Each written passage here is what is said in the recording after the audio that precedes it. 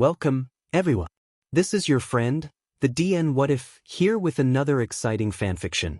Today, we're diving into the story of What If Todoroki Shouto was killed by Dabi? If you enjoy this video, don't forget to hit that like button and subscribe for more fanfiction content just like this. Now, let's get started with the fanfic.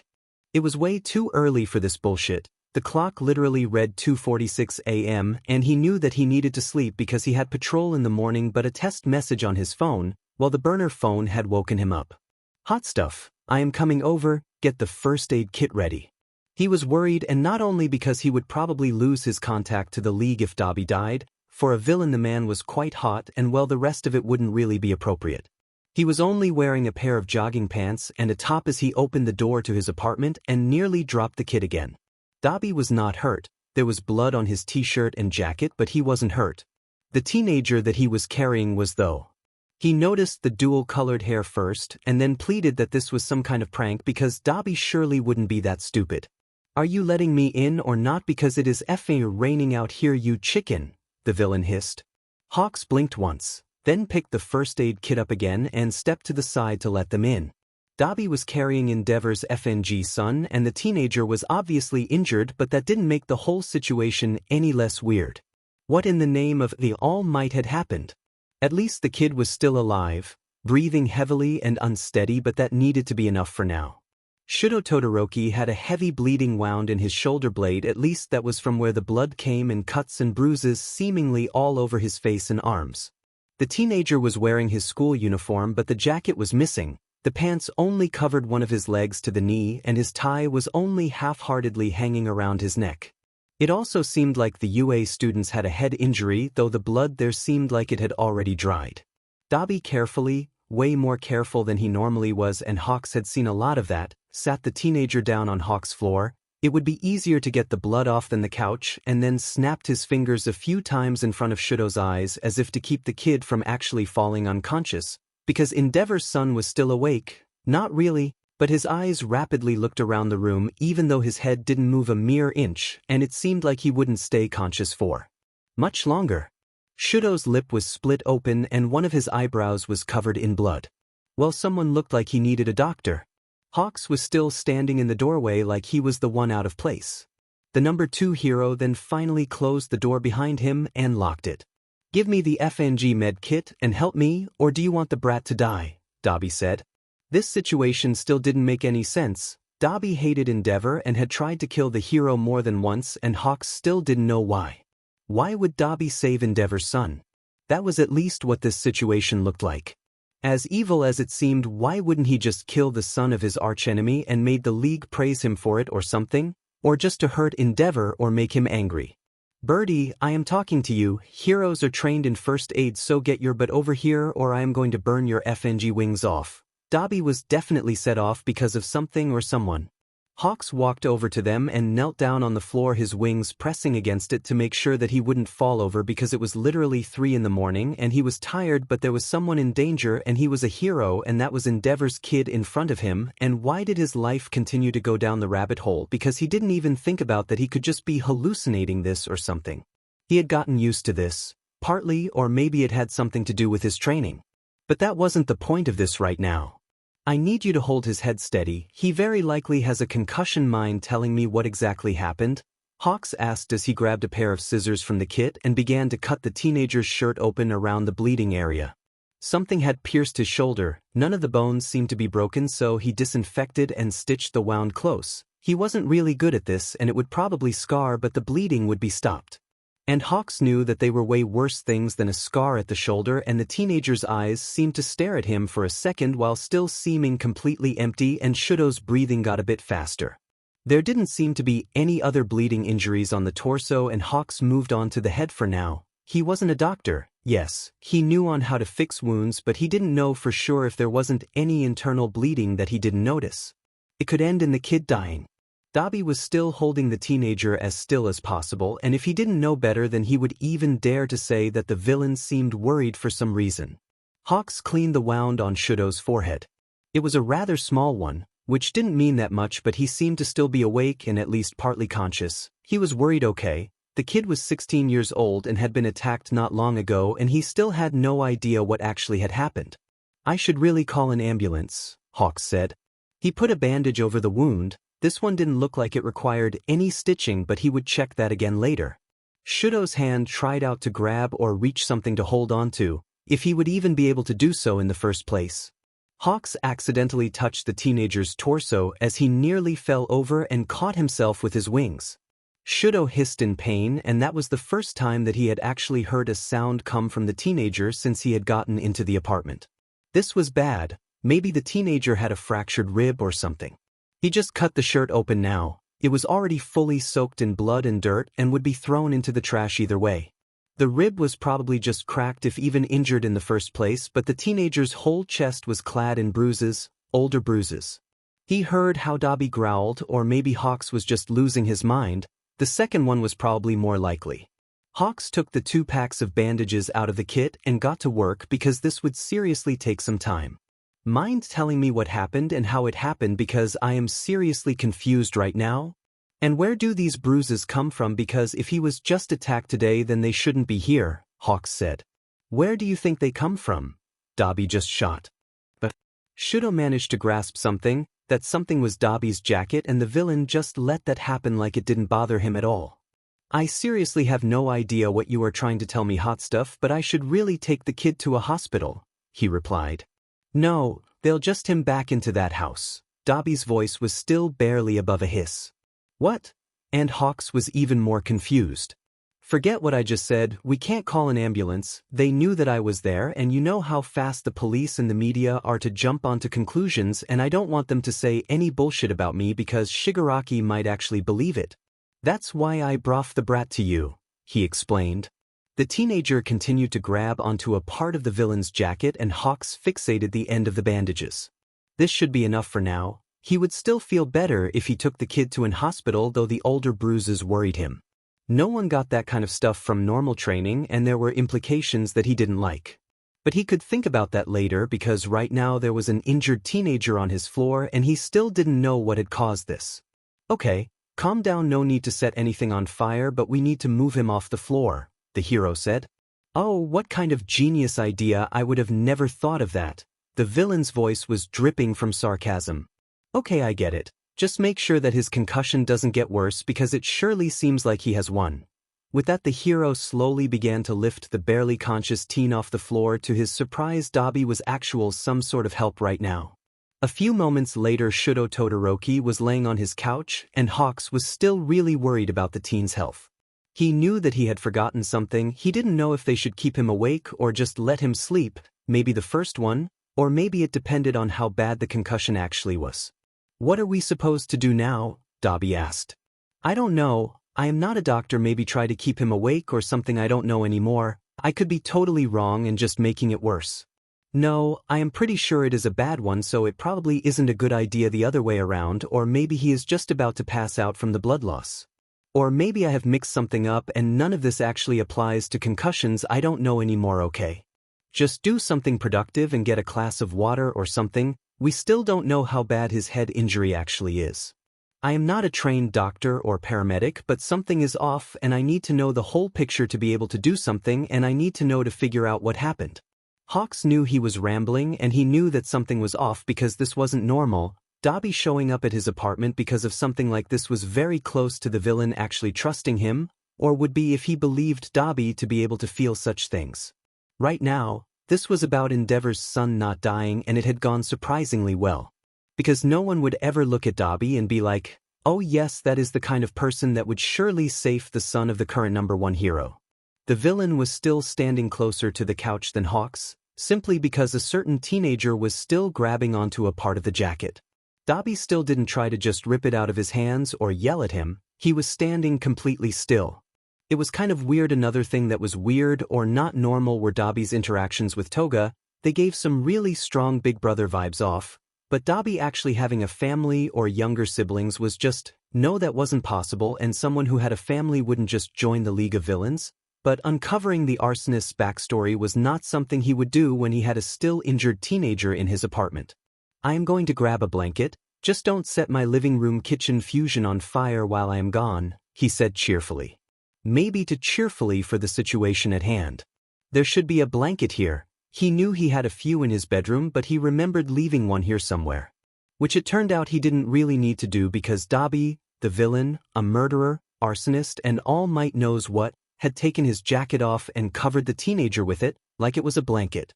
This was cute, but he didn't lack enough self-preservation to say that out loud. The teenager's eyes were closed now and he was laying completely still. But he was breathing, so everything should be fine. Hawks might have stared at the villain for way too long, and hey, he was certainly not straight. This is not the right moment for this, Hawks. And Dabi was right because there were more pressing issues at hand. So, we are going to repeat it at some point. He may have sounded way too enthusiastic about this. Dabi just glared at him and walked towards one of the windows, his shirt still covered in blood and his hands were balled into fists. Something was bothering him, and it surely wasn't anything small. Hawks checked the teen's pulse again. It was a bit slow, but that didn't need to have anything to do with the injuries. It could be a normal thing. Hawks sneaked up behind the villain and then hugged him, wrapping his wings around both of them. I am here. What if you just tell me what happened? I am sure that I can help you, and no, I am not going to call the heroes on you. I would never do that, but what if you just tell me what happened? Hawks said. Dabi looked at him for a second. Then stared out the window. His apartment was in the 20th floor of a building and you saw a big part of the city from there. You know, you should probably take that bloody shirt off, the hero remarked. Hawks, not now. I literally just killed somebody, Dabi said. Hawks pouted and then flipped his wings a few times in annoyance. He wasn't mad per se, but making Dabi a bit more angry wasn't per se a bad thing if you didn't overdo it or were some random weirdo on the streets. He also hadn't flirted with him the first time they had met, at least not that obvious. The villain rolled his eyes. What if we just watch some TV? The hero asked. There was still blood on the floor and the first aid kit and the remains of a mostly white shirt.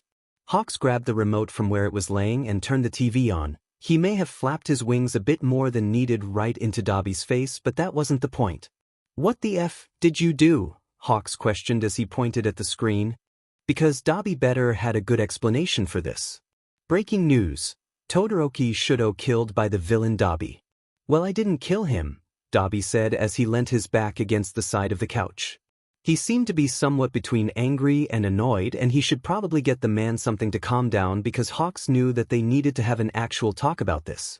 Todoroki was still unconscious or asleep. He wasn't 100% sure about it, but he seemed to be fine, and after what the kid had went through, he seriously needed some goddamn sleep. That much is obvious hot stuff, but I need to know it. What if there is still a villain around that wants to kill him, and I would also like to know why the media thinks that it was you, Hawks replied. The villain groaned, then just stood up again and ripped the remote out of Hawks' hand, throwing it across the room. Well, this was very much like the Dabi he knew, but he hadn't even asked anything personal or inappropriate. He just wanted to know why Dabi of all people had saved Endeavor's son. It just didn't make any goddamn sense, and Dabi had said that he had indeed murdered someone, but it obviously wasn't Shouto, who was still very much alive right now.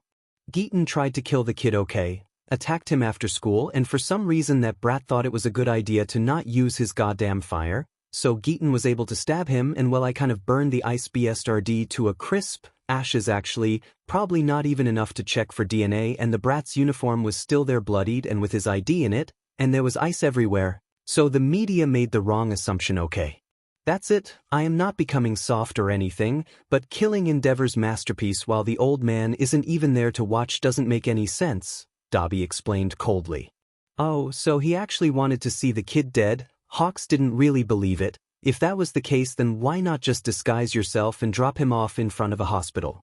This didn't add up as much as it should. But he waved it off for now. He could find out more about the villain's actual motive later on.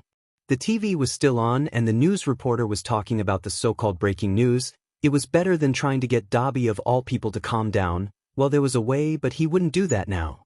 But he had actually missed most of it because the next thing was about some sort of sport. Yes, straight from the murder of a child to sports. That are news, my dear friends. He could just Google it. The internet probably knew more stuff about it either, and it would be funny to see what people thought had happened, because none of this was true.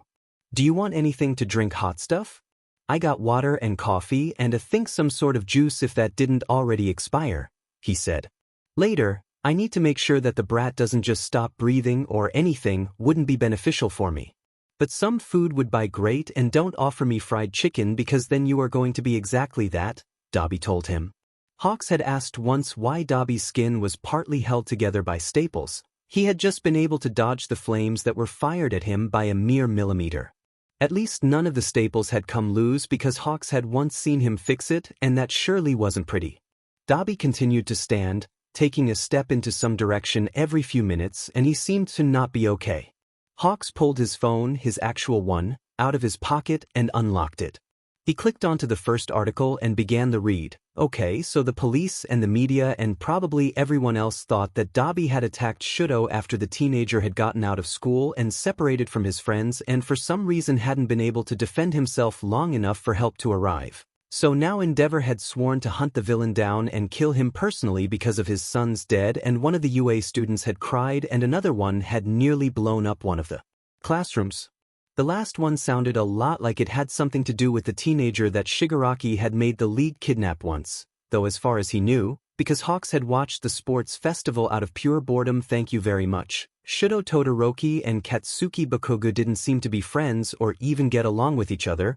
The blonde would have probably blown his classmate up if no one had interfered.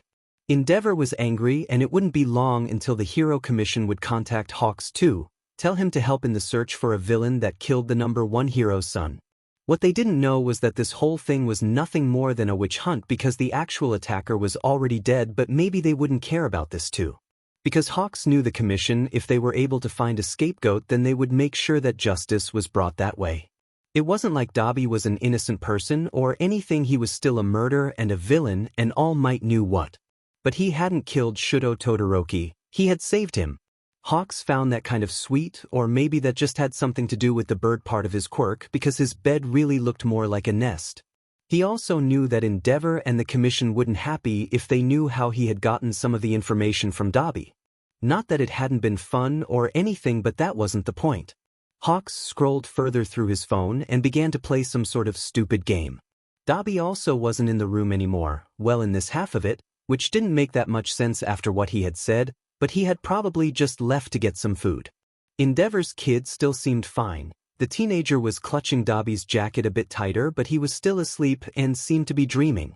There was still a bit of blood on the kid's face, but that could be cleaned up later, but all in all everything seemed okay as it could be in this situation. You don't have anything else here, do you? Even Shigaraki and Toga have better eating habits, and one of them literally drinks blood like it's juice. And you have nothing but fried chicken in your apartment. Dabi threw at him from the other side of the room. Hawks turned his head around. The kitchen was only sparingly furnished, and most of the time he didn't even eat at home. Well, we can always order pizza or something else. Any idea what the kid might like? The hero asked. He didn't want to make it obvious, but there needed to be an actual reason for why Shouto Todoroki was still alive and here, but he couldn't make it obvious. That wouldn't end well for his furniture. He went to pick the remote up from where it was laying on the floor and put his phone back into his pants pocket. I don't fing know that, cold soba maybe, but it's very likely that he won't even wake up until tomorrow, and wasting food is stupid, the villain replied. Or we could just wake him up. He needs to eat and drink something because of the blood he lost. I don't even remember that much, but I think eating should be fine, Hawks said. Maybe he should have just Googled that instead of anything else, but ordering food was literally the only possibility left because he surely wouldn't leave Endeavor's son and Dabi alone in his apartment for even a minute. The kid could wake up and panic, and then fire wouldn't be the only problem. They should probably keep the fact that he was alive under the rug too for now, just because Dabi would need an actual explanation for the leak. I am just ordering something. What do you want? Pizza? Fried chicken? Sushi? Soba? The hero asked. Just cold soba. Probably won't taste that good, but everything is better than eating fried chicken with you. Remember the last time you tried to cook? Those couldn't even be called noodles anymore, Dabi answered. Oh yes, that was a thing that had happened once, and he was still very unhappy about that. It had been supposed to be something romantic, but well, he nearly burned his kitchen down without any help from the villain, and really that was kind of pathetic for the #2 hero.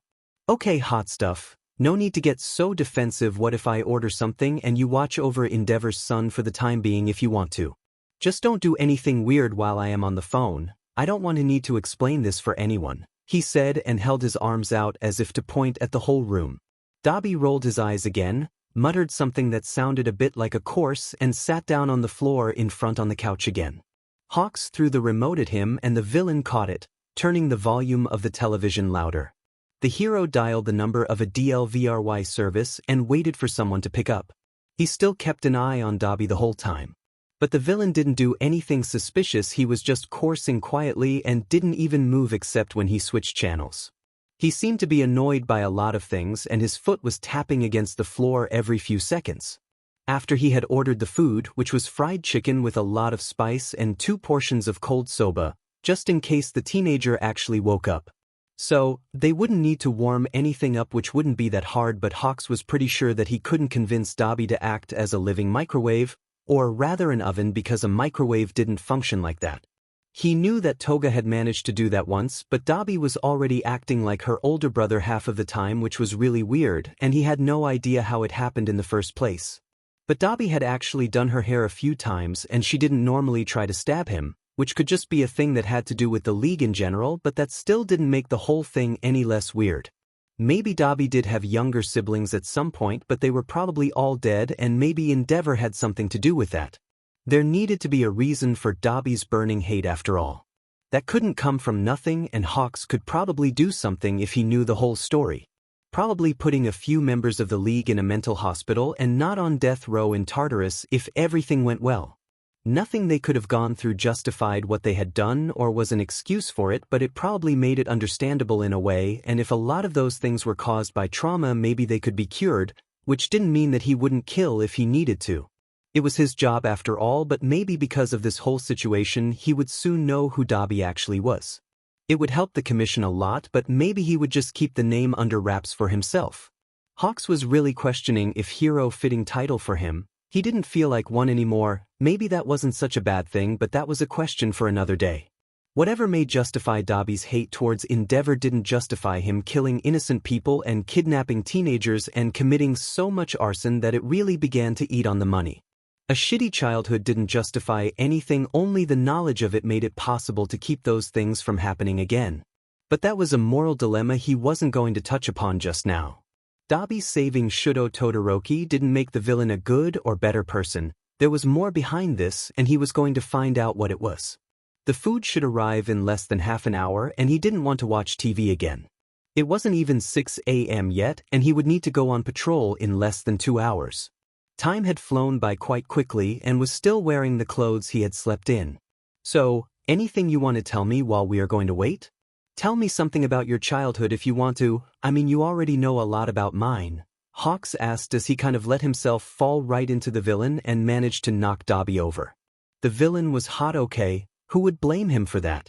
Dabi just shoved him off and glared at him like he would at someone that he was about to set on fire, but he knew that the villain wouldn't do this right now. At least not yet. You can't just keep your mouth shut for a moment, can you, Birdie? Dabi asked. Well, not really, the hero handed back. I totally regret not reducing you to a pile of ashes the first time we met, the villain hissed. You don't mean that, and even if you did, where would you have taken the kid then? I don't think anyone in the league would patch Endeavor's son up, Hawks said. He was not personally set at anyone, but this whole situation was a lot to take in, and there was still a heavily injured teenager on his couch. He was worried, okay, and maybe he was more bird than he thought, but that was a hurt kid, okay, and he needed to make sure that Shouto didn't die or anything like that. This couldn't be that hard. He knew that he was probably lying to himself here, but better be an optimist than a pessimist, right? Dabi was still glaring at the winged hero. Well, not as much as before, but it was still there. There was a rustling coming from the couch, and the hero turned around. It seemed like they would really need the second portion of cold soba now, and it meant that Todoroki's head wound probably wasn't that bad. Hey Dabi, I think the kid is waking up, Hawks said. Hawks stayed where he was for a second before he grabbed Dabi's arm and pulled the villain of the floor. Okay, he needed to think fast now, and for that to be possible he needed more information. Did he see you? Does the kid know that you saved him? He asked. No, he was already unconscious when I set that fucker on flames, Dabi replied. Oh great, this was just great. If he didn't do something, he would have a very confused and scared and probably angry teenager in his apartment who had a quirk that was really dangerous. And that situation would go out of control quite fast, and he didn't want all of his stuff to be reduced to a pile of ashes, and his wings weren't very fireproof. But he could make sure that didn't happen if he just kept the villain out of the student's sight of line. He would need to think of an excuse for all of this, but it was better than having Todoroki's quirk go haywire. Hawks let some of his feather loose and began to push Dabi towards the bathroom. Yeah, this wasn't going to end well for anyone involved, but he didn't have a choice. "What the F are you doing, Birdie?" the villain asked. "Nothing bad, just need to make sure the kid doesn't lose his cool. Probably shouldn't phrase it like that, but he would probably panic if he saw you," he answered. "But I need my dash." Dabi was cut off. "Not right now, hot stuff. I need to play good little hero and comfort a teenager now that is probably going to get PTSD or something from the bullshit that just went down a few hours ago." With that, Hawks literally shoved the villain into his bathroom, grabbed the key, slammed the door closed and locked it. "Don't call yourself that, you goddamn idiot." Dabi's voice came muffled from the other side of the door. "Just be still for a few minutes, hot stuff," the hero cheered. He heard a muffled groan. This wasn't the best idea, but he was running out of time quickly, and the hero ran back to the couch. Because he knew that trying to fly in his apartment was everything but a good idea. Dabi was not trying to kick in or burn down the door, so that was good. Shouto was waking up but not quite awake yet, and Hawks turned around again to get a glass and fill it with water. The kid would be thirsty, everyone would actually be after they lost that much blood. He placed the glass on the little table next to the couch and continued to stand there.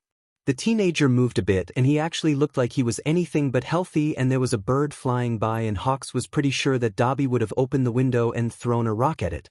Yeah, he definitely would have. Toga would have tried to eat it, and that was as far as he would go with those things. It couldn't be that hard to keep Endeavor's son in the dark about the whole Dabi rescued him thingy, but he needed a good excuse for the media and police because they knew that Dabi had been there and they would question why he had let Shouto live and not killed him, and he didn't know what to say. Because Hawks himself knew that Dabi had lied about that part, so why was Shouto Todoroki not dead or just in a goddamn hospital? Because getting a disguise wouldn't have been that hard, and there were hospitals that didn't have any cameras. There were 10 million other, way better possibilities, and he needed to know why the villain had chosen this one. The kid's fingers were clutching and graping the fabric a bit tighter. Hawks needed to stay calm and breath and don't panic, and there were also the older bruises, the ones that couldn't come from the villain attack. He had a suspicion, or maybe it was more of a theory, but something was off, very off. Asking the teenager himself about it would seem to be the best course of action. He had a goddamn villain locked up in his bathroom, he was a failure of a hero and for the commission, and that felt surprisingly good. They had trained him since he was a child, and we are going to be a hero team, right? And you are burning up, and don't worry, I'll fix those wounds, and I wish my dad was a hero like yours, and smiles and tears, and Touya. A dead old friend. Hawks shook his head. This didn't matter anymore. Touya had died years ago, and he had never actually met one of his friend's siblings back then, which may give him a bit more of a reason to not want Touya's youngest brother to die on his couch. Great, Hawks. Just think about a dead Todoroki while you patch an injured one up and hope that he didn't have any internal bleeding that no one noticed. Endeavor had already lost a son and thought the same had happened again. He also would need to keep this under everyone's radar, or Dabi might actually murder someone under his watch, and he would not let that happen. There were already enough dead people for the day. He had lost a friend a long time ago, and it still hurt because he never really had gotten a chance to say goodbye. But why was he thinking about Touya now? That had been nearly 10 goddamn years ago. He was totally over it. No, he wasn't. That was a stupid childhood crush, and now he was sleeping with a villain whose flames had the same coloration as Touya's, and well, that was enough to show that he definitely wasn't over this whole thing. Blue flames were dangerous and pretty, and they meant something to him, and it was better if Dabi never got to know about this, and hey, the guy hated Endeavor more than anyone. Maybe Hawks was stupid and reckless, but hey, there were way worse things in life, and maybe Dabi compared him to Icarus way more often than would be considered normal, and he should probably worry about his wings a bit, but that was not the point. He had promised Touya something once, and his friend had wanted to tell him a secret in return, but he had never gotten to do so because 3 hours after that Touya Todoroki had been dead, killed by his own FANG quirk. The winged hero took a deep breath and wrapped his wings around himself for a few moments, just to calm his mind and catch his composure again. He was fine, and he was going to be fine, and there were way more important things to deal with at the moment, like the teenager that was still laying on his couch. He felt like he was missing something, something that was right in front of his eyes and should be obvious, but he really didn't know what it could be. Hawks leant back and supported himself on his wings. It shouldn't take more than a few minutes. Now until the kid actually woke up. The first thing that happened was the teenager loosening his grip on the jacket, and his eyelids fluttered open shortly after. Dual-colored eyes looked around the room and focused on him. Shouto was seemingly pressing his teeth together in pain and grabbed his shoulder. He still didn't seem fully there, and the heterochronic eyes seemed a little bit clouded. "Hi," Hawks said and waved at him. The teenager nearly fell over as he tried to sit up but managed to catch himself again.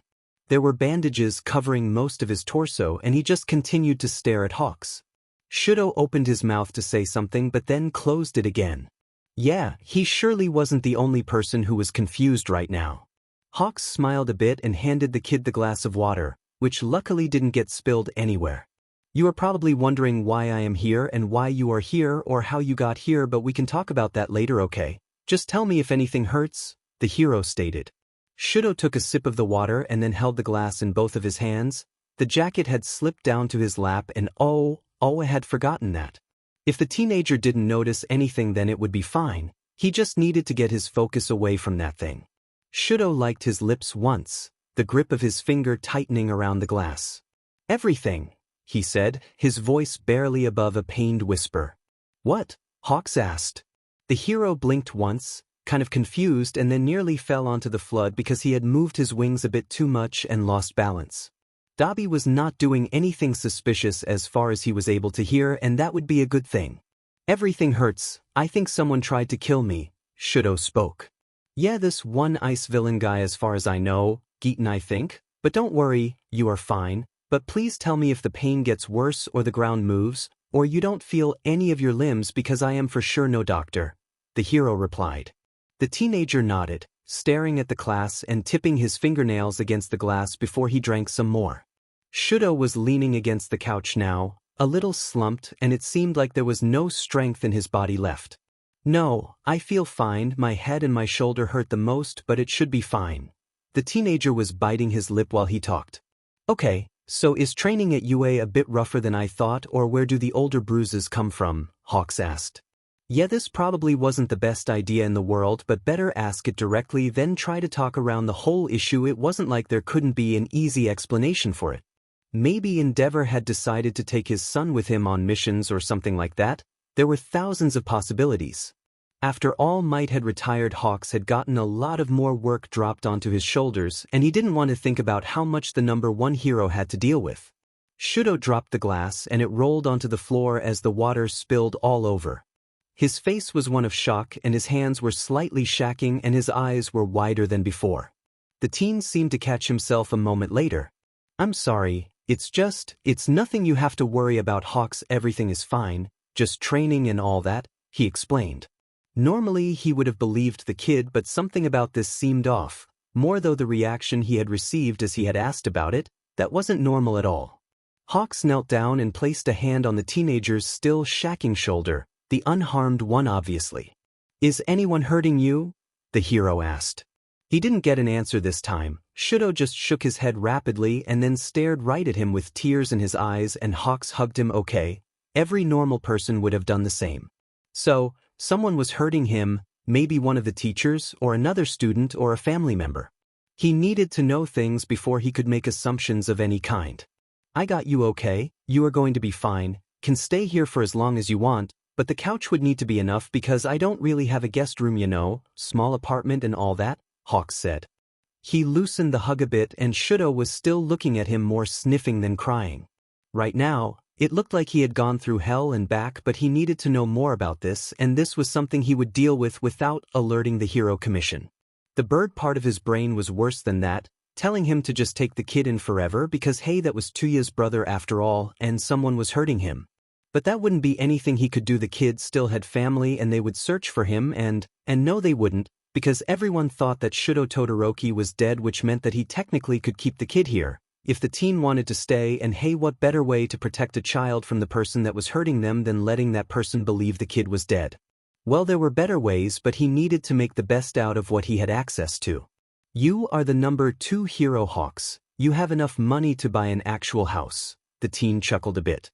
I don't need all that, this is great for me if only just because of the view. You can see most of the city from here and it is quite easy to get to any place. Flying is way better than walking. I just love it, the hero mentioned as he slightly turned to the left and pointed at the floor-deep windows. This was one of the reasons for why he had chosen this apartment and no any other. The view was simply breathtaking and he could fly very fast after all. The teenager blinked a few times again. It seemed like his mind was clearing up a bit more and he moved a bit further away from the winged hero. Does my father know that I am here? He asked. Hawks shook his head and scratched the back of it a bit. Well, no, the boy's father actually thought that he was dead, but that would be news for later. The kid had gone through a lot already, he needed to catch a goddamn break. No, he doesn't. But I didn't really have any time to call him. You were hurt very badly and I needed to make sure that your brain was fine and all that, Hawks answered. Shouto nodded, brushed a hand through his dual-colored hair and looked at the sky through the window. The sun was just beginning to rise and the sky was completely cloudless. He was definitely going to fly today. Such great weather couldn't be wasted. One of Shouto's hand curled into a fist and took a hold of the jacket that was still laying in his lap. The teenager raised one of his eyebrows and looked down. Hawks, is there any reason for why I seemingly used a villain's jacket as a blanket? The Shouto asked. Well, used is not the right word, you are still kind of doing it, Hawks replied. That's not the point. This is literally Dabi's jacket. I am not stupid. I have a lot of questions, Mr. Number 2 Hero, Shouto said. His posture had changed. He was trying to sit up as straight as possible and to not show anyone that he wasn't fine. Was the teenager scared of him? Well, it was kind of understandable, but he didn't need to be scared of Hawks. He wouldn't hurt an innocent kid. A very likely abused innocent kid if the evidence was pointing into the right direction. It didn't come out of nowhere because Dabi's jacket had a very distinctive design. It had its uses, but it was no wonder that the teenager recognized it for what it was. You are taking this in way better than I thought you would. There is no easy explanation for it, but hey, you are not dead, which you could very well be, and I am certainly not good at comforting people. So do you want something to eat? We have dash? Hawks was interrupted. If you have Dabi's jacket, then this means that you know him, which in conclusion means that you know other members of the League too, and his jacket surely wouldn't be here if he had been arrested. That only leaves one possibility open. You are a traitor. You betrayed Hero Society and now you want something from my father, the teenager told him. That was wrong, like partly wrong. He was a spy, not a traitor, at least still now, and he didn't want anything from Endeavor except maybe an autograph. Dabi had tried to tell him about the jacket, but he had been stupid enough to ignore it, and now Hawks had to deal with this. The teenager wouldn't trust him anymore, but he needed to trust if he wanted to get to the bottom of this. Someone was hurting a kid and he was a hero. Standing by and watching wasn't a possibility, would never be one. There were enough kids that died every day. He wasn't going to even add one to that number. Why do you think I want anything from you, father kid? He asked. Shouto looked at him again and there was ice forming on his right hand. No, the kid was not going to overexert himself. Hawks grabbed the teenager's arm and slightly pushed it towards the side. I don't want to hurt you. I am a hero, Shouto. Okay, calm down. You are just going to injure yourself even more if you try to use your quirk now. I am not going to hurt you. If you want me to, I can call Endeavor now and he can pick you up, the hero suggested. Maybe this would help, and maybe he could explain the whole thing to the number 1 and convince him to push it under the rug and never talk about it again. Who was he kidding? He wouldn't actually do that. He was a goddamn liar. He was even lying to Touya's youngest brother. What he had done got the opposite of the reaction he had expected. Shouto pushed him away like he was made out of acid and curled more into himself. He was clutching the jacket. Hawks had only mentioned his father, Endeavor, the number 1 hero. Why would Shouto be so scared of going back home? Oh shit, this was bad, this was really bad. It was Endeavor. Why hadn't he thought about it before? Endeavor was hurting his children. Someone surely wasn't his childhood hero anymore, and he was kind of happy in hindsight about the fact that Dabi had set the merch he had owned up on fire the first time the villain had stepped into his apartment. At the time he had been angry, but now he was kind of grateful for it, not that Dabi knew what Endeavor was doing. The teenager seemed to catch himself again for the second time in a few minutes and let finally go off the jacket. It fell to the floor but luckily not into the puddle of water that was still there from when Shouto had dropped the glass, because Dabi would have probably tried to burn Hawks if anything happened to his jacket. He should really get a better taste in partners, even if they really weren't that far in any sort of relationship.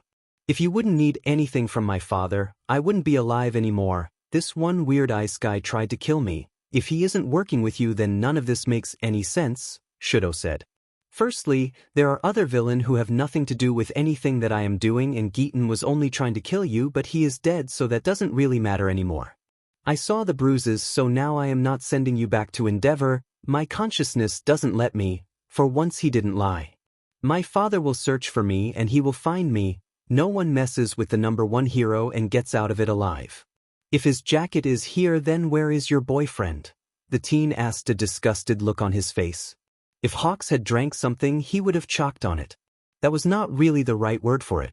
Dabi would get angry if he heard this. He didn't even know if the villain knew what they were talking about. At least he wasn't seemingly trying to wreck Hawks' apartment, so it couldn't be that bad. Hawks took a deep breath. He is not my boyfriend. And I really don't see a problem with the fact that I am gay, the hero said. This has nothing to do with your homosexuality. I would the last person to judge you for that, but you are very obviously FNG a villain. That is not okay. Why would you think that is okay? Do you know how many people that man killed? You need to, because you are the #2 hero. Does that mean you were a traitor from the beginning? Are you stupid or anything? Do you know how dangerous this is? The teenager asked. He was trying to stand up now but fell right back onto the couch because his legs gave in. Shouto hissed in pain and seemingly decided to just kind of hanging there was enough for now. You need to breath. You are still injured and I know that you are probably scared and angry, but no one is going to hurt you while you are here. I swear that. What if I just get something to clean this up? He pointed at the puddle of water that was still there. And then we can eat something and you can tell me what exactly your father is doing that causes that many bruises. Todoroki didn't say anything this time. He just glared and then shifted his eyes away from Hawks and looked at a wall. An empty wall, because there had been a poster on it that was only ashes in his trash by now, and he hadn't had any time to buy anything new. The TV was still on. Hawks had completely forgotten to turn it off, but there was some sort of documentation on that no person would watch if they had anything better to do. That was the moment the doorbell rang. Yeah, he had ordered food. What if you lay down for a sec? You are very easy to recognize and you don't really want your father to know where you are, right? Hawks smiled at the teenager. Maybe his bird instincts were taking over a bit, but it was possible to emotionally adopt a teenager, right? Not as parent or anything. Hawks was 24 after all, but like a sibling. Not that he was trying to be a replacement for Touya for anything, he would never, but the kid seemed to need more people that would actually back him up. He knew that Natsuo Todoroki was going to college under his mother's maiden name. It was rare that he ever visited. He had talked with Endeavor once or twice over the years and had actually managed to somehow convince the man to tell him something about his kids, even if he had needed to play the I was a friend of Touya card. Shouto's sister seemed like a good person, but she was still living with Endeavor, so he couldn't really call her and tell her what he knew. Miruko did have the woman's number though. Hawks thought he knew what was going on there, and it was quite cute. Shouto Todoroki needed someone that wasn't close to Endeavor to kind of, Hawks didn't really know the word for it, but he would it. Bird instincts and all that. Sometimes they were really annoying. The teen growled, then nodded and moved to lay down on the couch for real this time. He couldn't be seen like this from the door. The hero walked over to the apartment door and unlocked it. He paid, gave the Dielvoi woman an autograph and took the food from her. He kicked the door closed with his feet and managed to lock it again with his elbow. The smell of fried chicken hit him in the nose. Maybe he was addicted to this stuff, but it tasted great, okay, and there were way worse things to eat on a daily basis. He pressed the box with his chicken between his upper arm and side and handed one of the soba portions to the teen. The other was placed on the kitchen counter. One of his smaller feathers lifted the glass from the floor and dropped it into the sink. He called it back to him after that. His quirk was very helpful if he wanted to clean something or fix some things.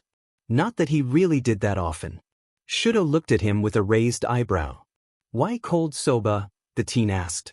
Is there anything wrong with? Are you allergic or something? Hawks hoped not. Not at all, it's my favorite actually. The kid was smiling a bit.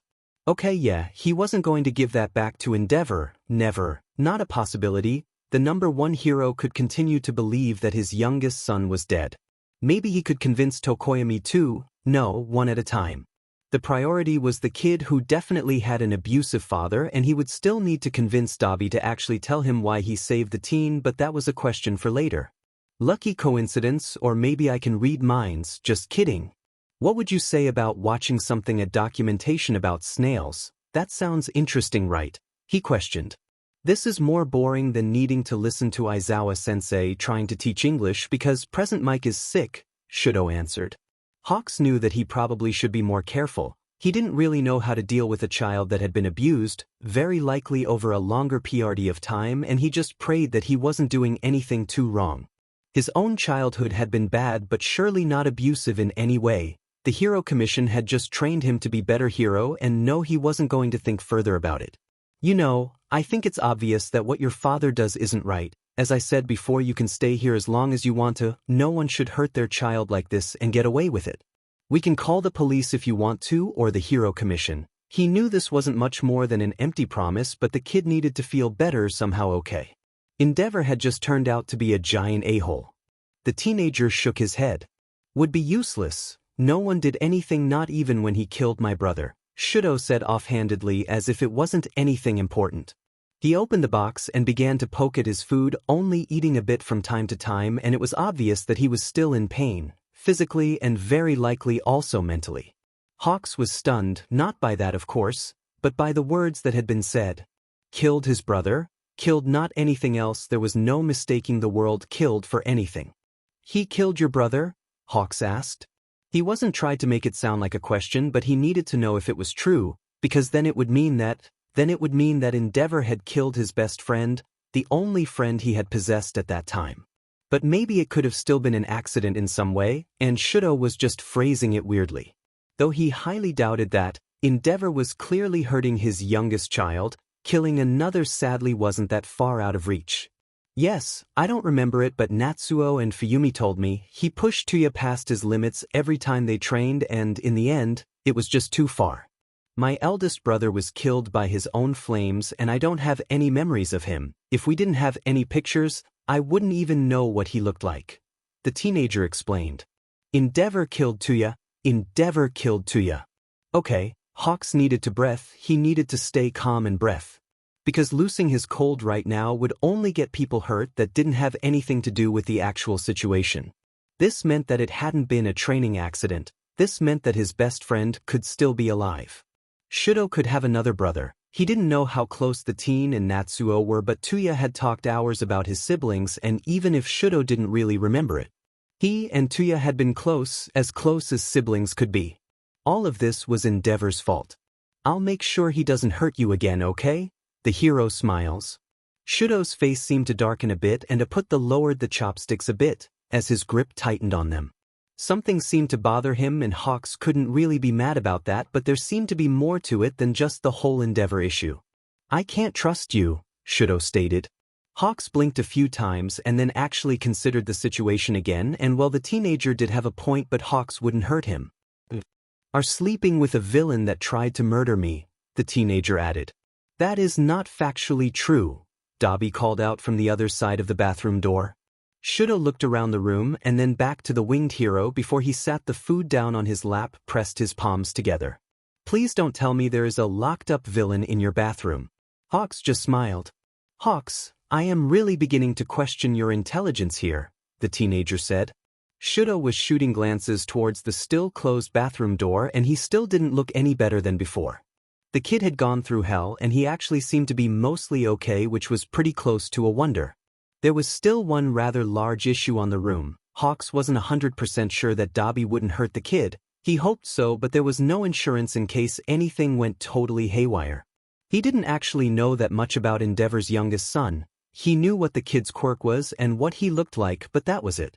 If the now number one hero had systematically and repeatedly abused his children, then there would be mental scarring, some sort of issues, health problems, all that, or behavior that otherwise wouldn't really be considered normal.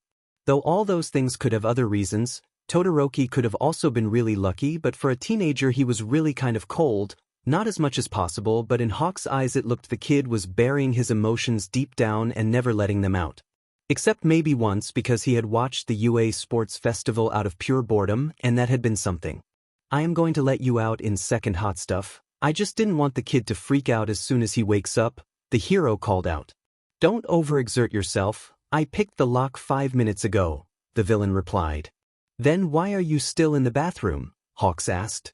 Like you said, I don't want the brat to set me on fire or ice my feet to the ground because he thinks I am going to kill him, which again would be stupid if his father isn't there to watch, Dabi answered. This sounds like I should be worried about my health, the teenager added. Shut your mouth, brat, the adults are talking, the villain spoke. Shouto rolled his eyes again and then picked the chopsticks up again, probably to continue eating. Well, this was easier than he had expected it to be. Now that the teenager was occupied with something again, he and Dabi could have a very mature talk about some important things. Maybe it wasn't that bad that Shouto was kind of cold. Wait, take a step back. He wasn't going to think like that. It would be like justifying Endeavor's abuse or something. He wouldn't and couldn't do that. Hawks was just about to stand up and tell Dabi to get out of that effing bathroom as he heard something. He turned his head slightly to the side. Shouto Todoroki was slurping his soba, not like one would do on accident. He was doing it on purpose and very loudly. That couldn't mean anything good, and it probably had something to do with the fact that the teen still didn't know what actually had happened. He was probably scared, and now he was trying to get on Hawk's nerves for some reason. Well, it wasn't just some reason, there were a lot of things that come to mind when he thought about it for longer than the blink of an eye, but he had still saved the kid, patched him up. Dabi had done most of the actual saving. Hawks buried his face in his hands as he sighed loudly. He wasn't going to throw the teenager out because of this, but it was annoying. It was something a normal teenager would do. That was great. Hey, you goddamn chicken, why are you smiling like an idiot? Dabi asked as he stepped out of the bathroom and closed the door behind him. Shouto grabbed the chopsticks a bit tighter and he moved a bit to the left, bringing more space between him and the villain. He's smiling, Hawks squelched, and there was that bird part again. That kid was his responsibility now, and he was not going to F this up, because he was a mature adult who lived mostly off of fried chicken, but he could change that. It wouldn't be such an issue. This was some sort of kidnapping. Well, that was what the logical part of his brain was trying to convince him to do. He bird part though, for that it clear that he had grown attached to a teenager, actually to two, and he had planned to meet up with Tokoyami tomorrow, but if push came to shove he could change that.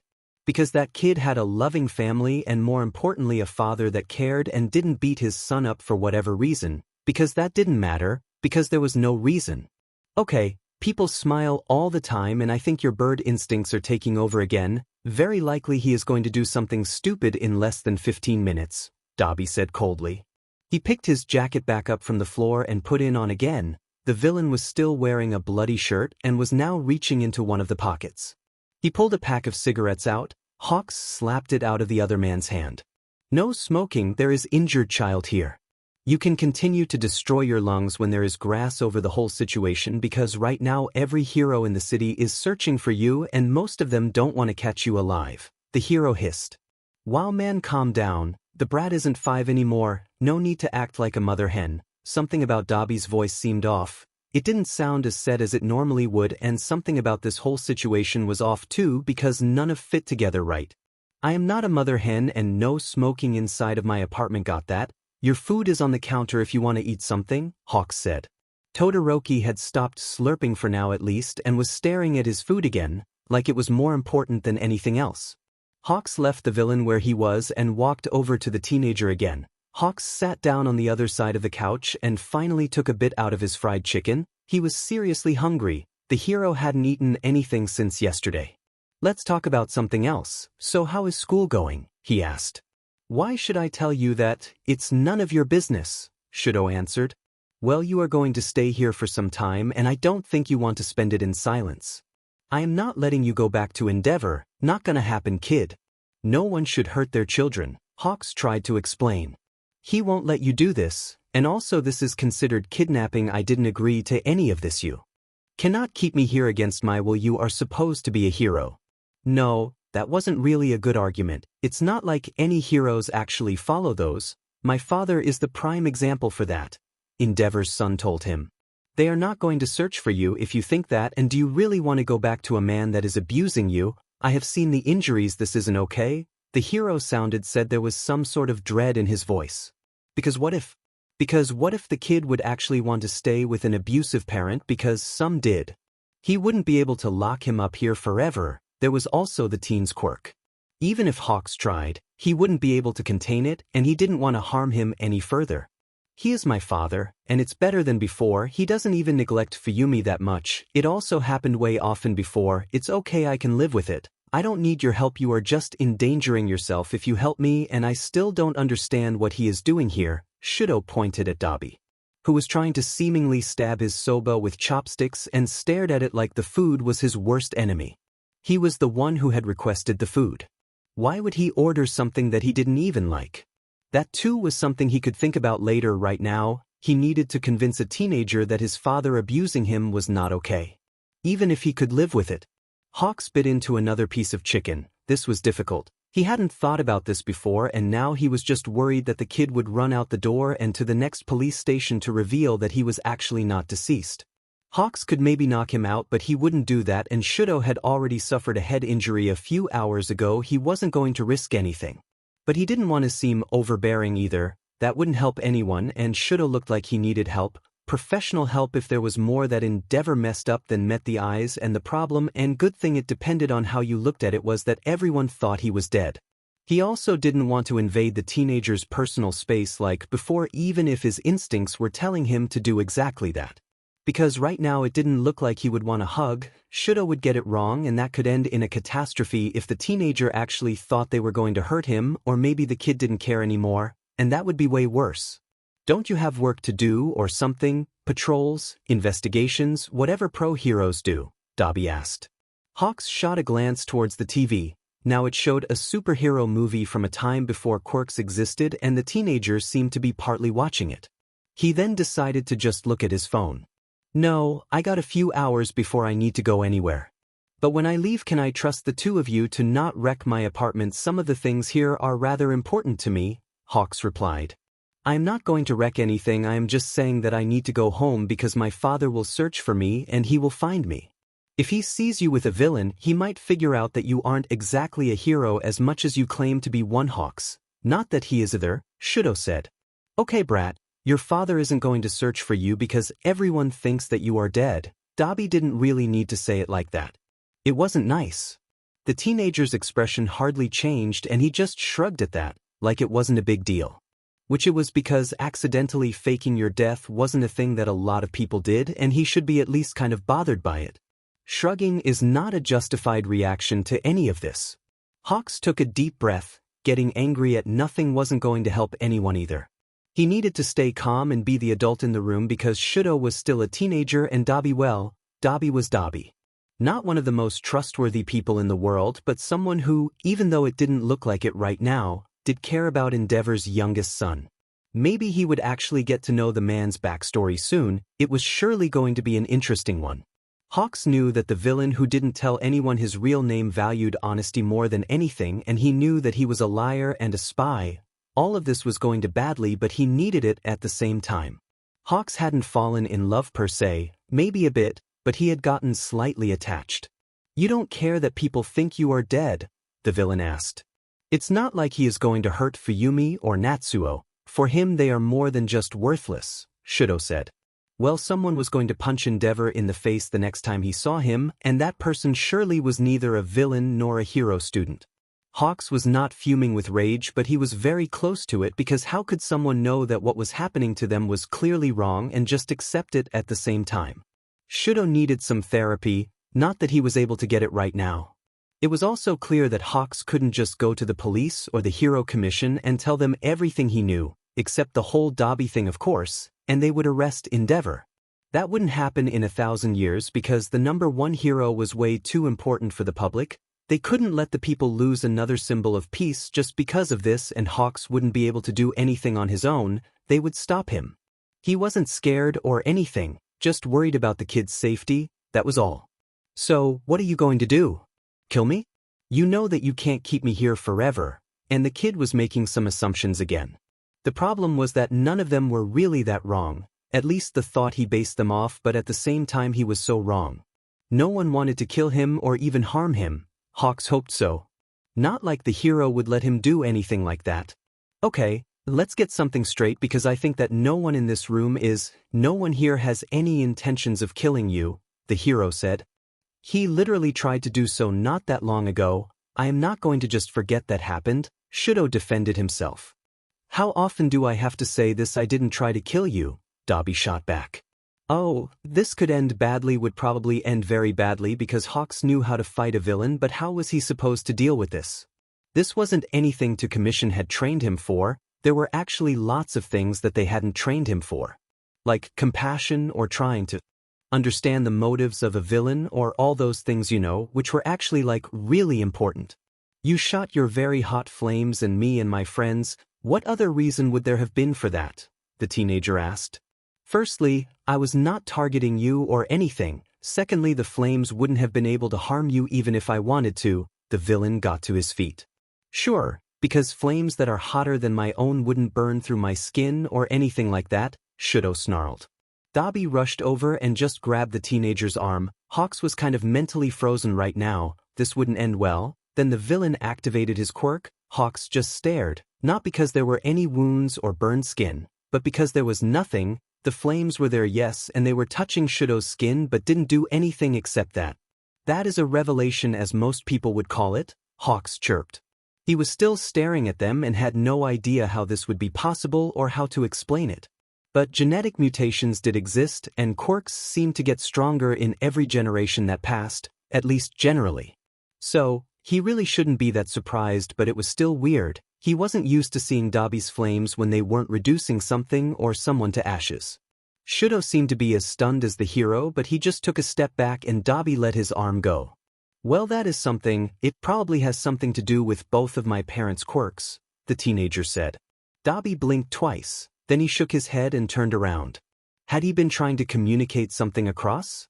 Hawks wasn't sure, or maybe the villain thought the teenager would stop being scared if he proved that he was kind of incapable of hurting him, at least with his quirk. Which was a good thing, like a really good one. He didn't need to worry about that part at least. I am going to take a nap. Both of you are stupid, Dabi hissed as he slammed the door of the Hawks' bedroom shut. Well, someone wasn't in a really good mood. Hawks looked at his phone again. He still had an hour left before he would need to start his patrol.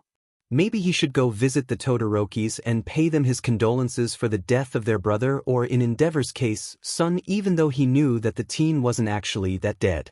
He seemed to be fine, very likely still had a concussion, but at least he wasn't passing out at random times or did anything weird. He was the number 2 hero after all, and it would be good PR. The Commission would definitely want him to do so without question. How do you feel, kid? Hawks asked. Everything still hurts. It's not like it changed in just a few minutes, but I won't die from it. Don't worry, Hawks, Shouto answered. He was worried about more than the kid dying, which would be terribly obviously, but he also didn't want a teenager to be in any more pain than necessary, and he was still worried. Okay. Hawks wasn't a doctor, and he was already way too attached to a kid he hadn't known for more than a day. Not just because the teenager was Touya's youngest brother, but also because villains going around trying to kill teenagers shouldn't be a thing. Teenagers playing heroes in the first place shouldn't be a thing. They were way too young, and most of them didn't even know what they were getting into. They didn't know that they were risking their life, and villains didn't care if their opponent was still a child. Hawks wasn't going to let anyone hurt that teenager again, PRD. That was not really supposed to be his job as far as the Commission was concerned, but his instincts and his heart, mind, morality, and everything else was telling him that he should do something about this. I can give you some painkillers if you want, but I am not sure they are going to help much. Is there anything that you might want me to get before I come back? I could buy clothes or some other food, maybe try to get a bit of the stuff you are going through in UA, and maybe homework too. I am pretty sure that your school bag is still in some dark alleyway or police station as evidence. I think maybe I could get it, but people would ask questions and that could end badly. I don't think I'll be able to get any of your personal items though, the hero told him. I have gone through way worse without anything. I don't need any painkillers, Hawks. New clothes would be nice, but I don't think you'll be able to convince Aizawa-sensei to give you lesson plans or something without him asking questions. There isn't really anything else. I don't really own personal stuff. My father thought it would be distraction from his goals for me.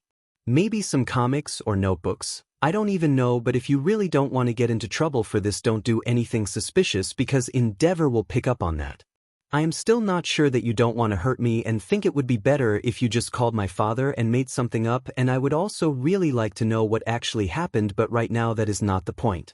Just don't endanger yourself, Hawks. I don't think that you are a bad person, Shouto said. You are definitely going to stay here, kid. Could you maybe make sure that Dabi doesn't break anything while I am gone? I need to go on patrol and I might visit your family to pay them my condolences.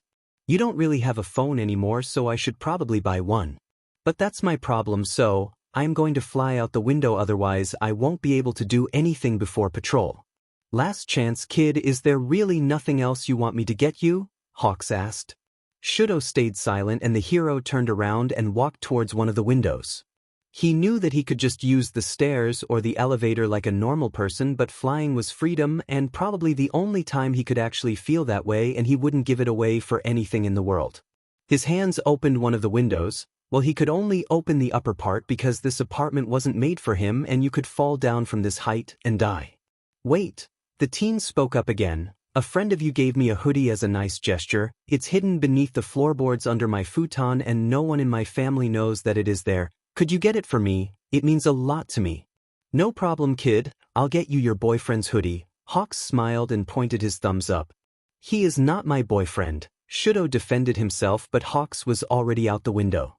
He hadn't managed to visit the Todoroki family before his patrol. There had been a major villain attack in another part of the city and they had needed backup. So, he was doing that now while he held a bag with a few clothes, some food and a notebook in his left hand. He was tired and his wings were aching and he might have ripped a bit of muscle there and there. Not a lot of the higher-up pros had been there even if someone had called them in. He was worried about it a bit, but everyone was probably just trying to hunt the league down. It wasn't okay. Heroes should focus on all people, and even if the death of Endeavor's son was surely tragic, they still needed to protect everyone else, and yes, catching the league was important, but other villains were dangerous too. He rang the doorbell and waited. It wasn't very likely that Endeavor was at home. It was still very early, only 3 p.m., and he had switched his night shift to a few days from now on. He still needed to make sure that the people that lived with him didn't end up killing each other even without Dabi using his quirk. Not it was very likely, but he was still worried and his bird instincts were telling him to get back home and, well, yeah, give out hugs in a way. The hero stepped from one foot to the other. He had been here once, but he was way younger and he had only been in an entry hall for 5 minutes tops because Touya had wanted to grab something.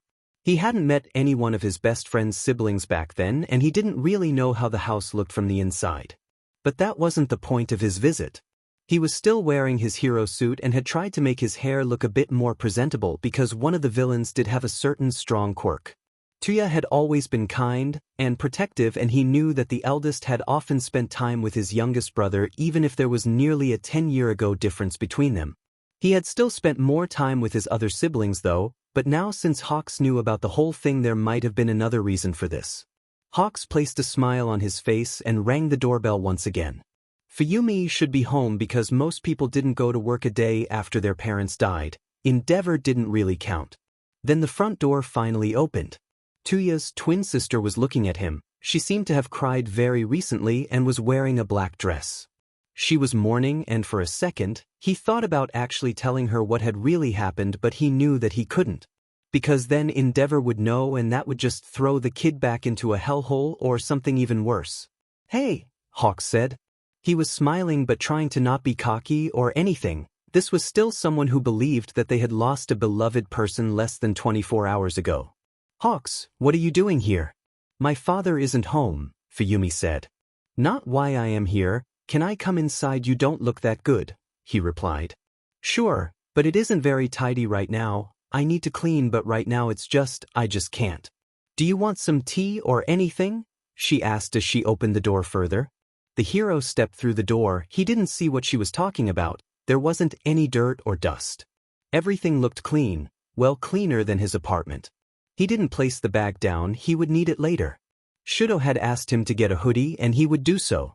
"It would be nice. I am actually here to pay my condolences for your brother's death," he told her. Fuyumi grabbed the fabric of her dress with one of her hands and bit her lip. She looked like she was about to cry, and a lot of people would do so if they had lost a brother for the second time. As far as she knew, there were only her and Natsuo left, only 2 out of 4. "Is everything okay? Do you need anything?" he questioned. She just shook her head and went past him, walking to a different part of the house. Hawks followed her, not that there was much else he could do, and maybe he would stumble upon Shuto's room, so grabbing the hoodie would be a lot easier. She wasn't anything like Touya. They were very close to polar opposites because Fuyumi was calm most of the time, which would probably turn out to not be a good thing if he actually snapped, but Touya had been really angry, not always but more often than anyone else he had known. But Touya had eaten most of his anger up, and maybe that was another reason for why he was dead, even though he knew that it was Endeavor's fault. But if he had been a better friend, maybe Touya would still live and he wouldn't even live in this house anymore, and he and Dabi could probably have just sent the kid to him if Shouto would have wanted that. But he shouldn't think about this. Not like any of this was important, it was impossible, and that was the end of it. Fuyumi had broken down crying in the living room. She was kneeling on the floor and cried. "Do you want me to get you a glass of water, or a blanket, or anything? You look like you might need it?" Hawks asked. Her sobs got a bit louder before she nodded once and then buried her head in her hands again, and he was beginning to get really worried, but there wasn't much that he could do. Now he would need to find the kitchen, or should try to. Maybe he could go on a quick search for Shuto's hoodie while Fuyumi thought that he was getting something. Not that he didn't care about her, but he wouldn't get such an opportunity a second time. "I'll be back in a second," he said. Hawks left the living room again. This mansion was large, and he should have really asked Shouto for a map or something. From what it sounded like, Endeavor had tried to separate his son from everything and everyone, which meant that the room wouldn't be that close to the other parts of the house that were used often. The first thing he stumbled upon was a bathroom, then something that looked like it was used for storage, and after around 10 minutes, when he was very close to giving up, he found it. At first, he didn't even recognize it as Shuto's. He thought it was some sort of empty guest room, but there was a book laying on one of the drawers, and it looked like one from Yue. The room didn't have any personal touches to it, and for a second, he thought about taking the book too, but that would be too obvious, and someone would probably notice that it was missing. He placed the bag down as he pushed the futon to the side. One of the floorboards under it was loose, and Hawks was able to move it away. There was a hoodie. Well, a hoodie in a plastic bag to keep the dust away from it, but he had found what Shouto had asked him to bring, so that was good. The hoodie was black with a design that looked like an orange X on the front, and he thought he had seen something like this before, but he didn't know from where. He hid the hoodie in the back and put everything else back to its original place. Then he returned to Fuyumi, still clutching the bag in one of his hands. He also made a short trip to the kitchen to actually get the woman a glass of water. Fuyumi had calmed down a bit as he handed her the glass. "Thank you," she said. "No problem, I don't even want to imagine what it feels like to lose one of your siblings," he replied. "It's okay, not the first time we went through this. Let's just hope that Shouto gets to see his older brother again, right?" She was still crying a little. They were very close when Shouto was 5. "We found something out. An accident happened, and Touya's flames were so much hotter than father's, and they still weren't able to hurt Shouto." "Wait, what?" He had left the Todoroki estate after that and went straight back home. A certain someone had a lot of explaining to do, and he was going to get the answers he needed because this was fed up sheet right there. This was in good and close to a goddamn wonder, and he wasn't sure that he would be able to actually breath anymore, and just what the F was going on. Why couldn't he think straight for a FING minute? Maybe because Fuyumi had just made him realize something. It certainly explained why Dabi had saved Endeavor's son, but why hadn't he told Hawks? He wasn't the one with scars and colored hair. He was easily recognizable. "Hot stuff, we need to talk about something," he said as he climbed back into his apartment through the window. Shouto wasn't anywhere to be seen, and the villain was scrolling through channels on the television.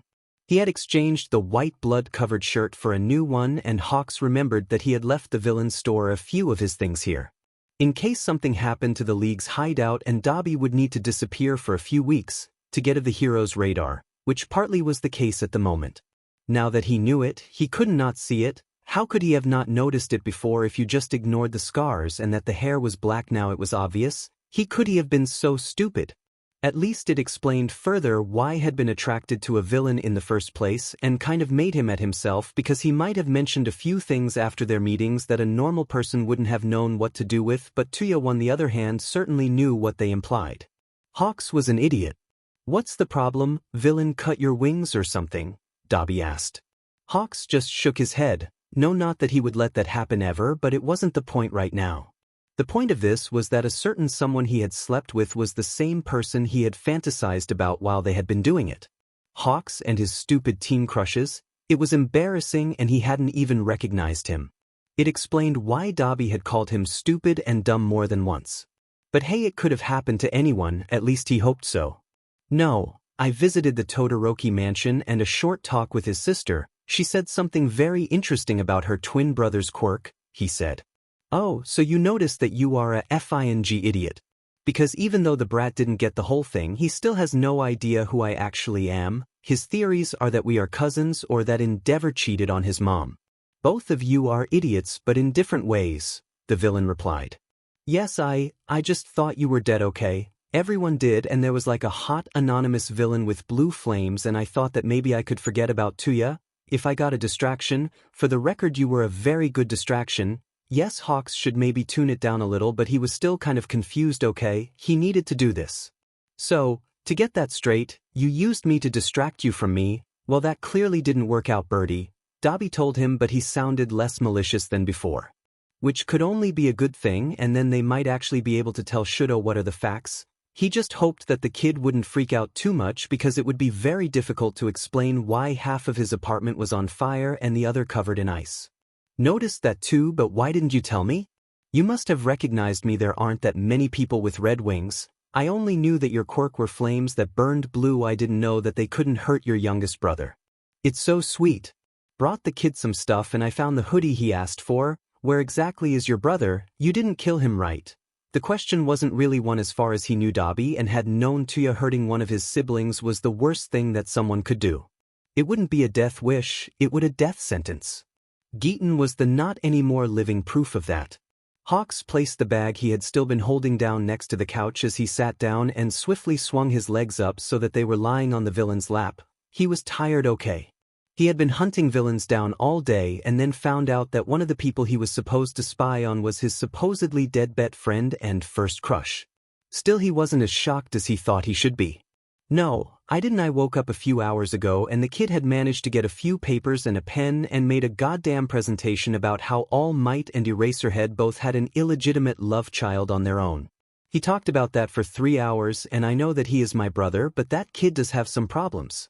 I am pretty sure that the brainwasher, who is the son of a guy that worked with All for One before he was caught, is not the kid of Eraserhead. I am also sure that the brat Shigaraki wants to kill is not related to All Might, though I know where he could have gotten that idea from. So, after annoying me for a few hours, I might have burned the papers down until there were nothing but ashes left, and the brat stormed off after that. Found him a few minutes later curled in your bed and crying, and I am pretty sure he hates me now, Dabi sighed.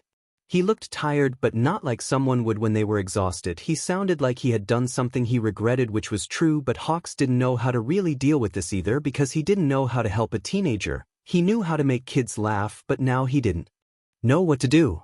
He would still try to comfort the kid later on, but now it was not the time for that. He doesn't hate you, will even less when he finds out who you are, but you still apologize. Hot stuff. You probably destroyed something he spent hours working on, Hawks said. He moved a bit and brushed his fingers through Dabi's hair. It wasn't really soft, but he needed to do something, and it normally calmed people down if they didn't feel well. Dabi was Touya, and that was something that wasn't as surprising as it should be. His childhood friend had turned into a villain, a quite hot one, but that wasn't the point right now, and Hawks was still in love. This might have been more than a stupid teenage crush from the beginning, and if anyone was going to hurt his lover, that should be the correct term for it. Then he was going to get angry, and an angry Hawks would be nothing that anyone would like to see simply because his instincts could take over, and that wouldn't be pretty. I apologized, okay, told the brat that I am sorry, but he just created some ice and threw it at me, which was followed by one of the pillows. My brother hates me. Well, someone was overreacting right now, and it wasn't the guy that partly had animal instincts. Okay, now get your sheet together because that seems like normal behavior for siblings. Secondly, he doesn't even know who you actually are, and thirdly, he is a teenager and no one. I am not going to let you get angry at yourself for this. Yes, you effed up and shouldn't have done anything like that, but if he is really trying to forgive his father for some reason, then you aren't off to such a bad start. He probably doesn't even know how to deal with an apology. What if you give him this as a peace offering? Hawks said. The hero nearly fell off the couch as he reached into the bag and pulled the hoodie out. He knew this design, but he couldn't remember where he had seen it. Hawks handed the piece of clothing to the other man. Dabi ruffled his nose. This smells like caramel, the villain mentioned. And yet did, clothes weren't supposed to do that, but maybe it was comforting to the kid or something.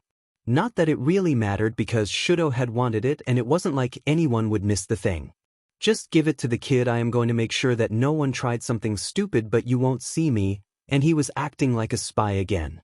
Dabi rolled his eyes and then stood up, which did make Hawks fall off the couch because he had still been partly laying on the villain. His feathers ruffled a bit and he got to his feet again. Touya was still alive, but maybe not at the same time because Dabi and he were different and still the same. It was weird and Hawks didn't know how he would be able to explain it to anyone. Dabi wanted to see Endeavor dead, and if anyone else stood in his way he wouldn't hesitate. That was the biggest difference between him and the Touya he had known. When they had been teenagers, Touya would have never hurt an innocent person, and now there were only a few people left that he did care about, and Hawks thought that he might be one of them, or maybe Kigo was. The situation still confused him a bit if he was honest, but his heart simply ignored it. Dabi and Touya were the same person. That was the end of the argument, no matter how much his brain begged to differ. Dabi was holding the sweater in one of his hands, and Hawks was hiding behind the corner because it would be better if Shouto didn't see him right now, as the villain knocked onto the door. It opened, but not more than an inch. Shouto looked out through the gap and he was definitely glaring. "What do you want?" the teen asked. "Hawks told me to give this to you, and I am here to apologize for setting your stuff on fire." Dabi was trying to force himself to smile, but it looked threatening than comforting. Shouto's eyes focused on the hoodie and he just snatched it from the villain's hands before he slammed the door close again. Well, that hadn't worked out now, had it? Dabi turned around on his heel and faced the hero. "I think you are not really good at placing yourself in the shoes of teenager as you thought you were, because that obviously didn't work out at all," he said.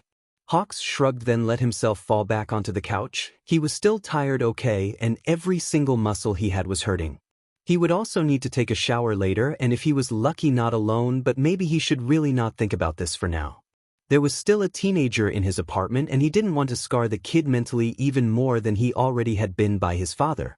"I tried my best, okay? He just needs some time to cool down. We should leave him alone for now," Hawks replied. "I understand that I did something bad, but he didn't even listen to me and I know the story behind it, but still. He is my brother, okay? I am just worried," Dabi told him. "No one is going to blame you for that. Just take a deep breath and don't set my apartment on fire, okay? I would be very grateful for that." Hawks was smiling again. Maybe it was his hero persona pushing itself to the surface or his bird instincts, but there were worse things and he would really like to know more about the whole Touya becoming a villain thing, or rather why Dabi hadn't told him who he really was.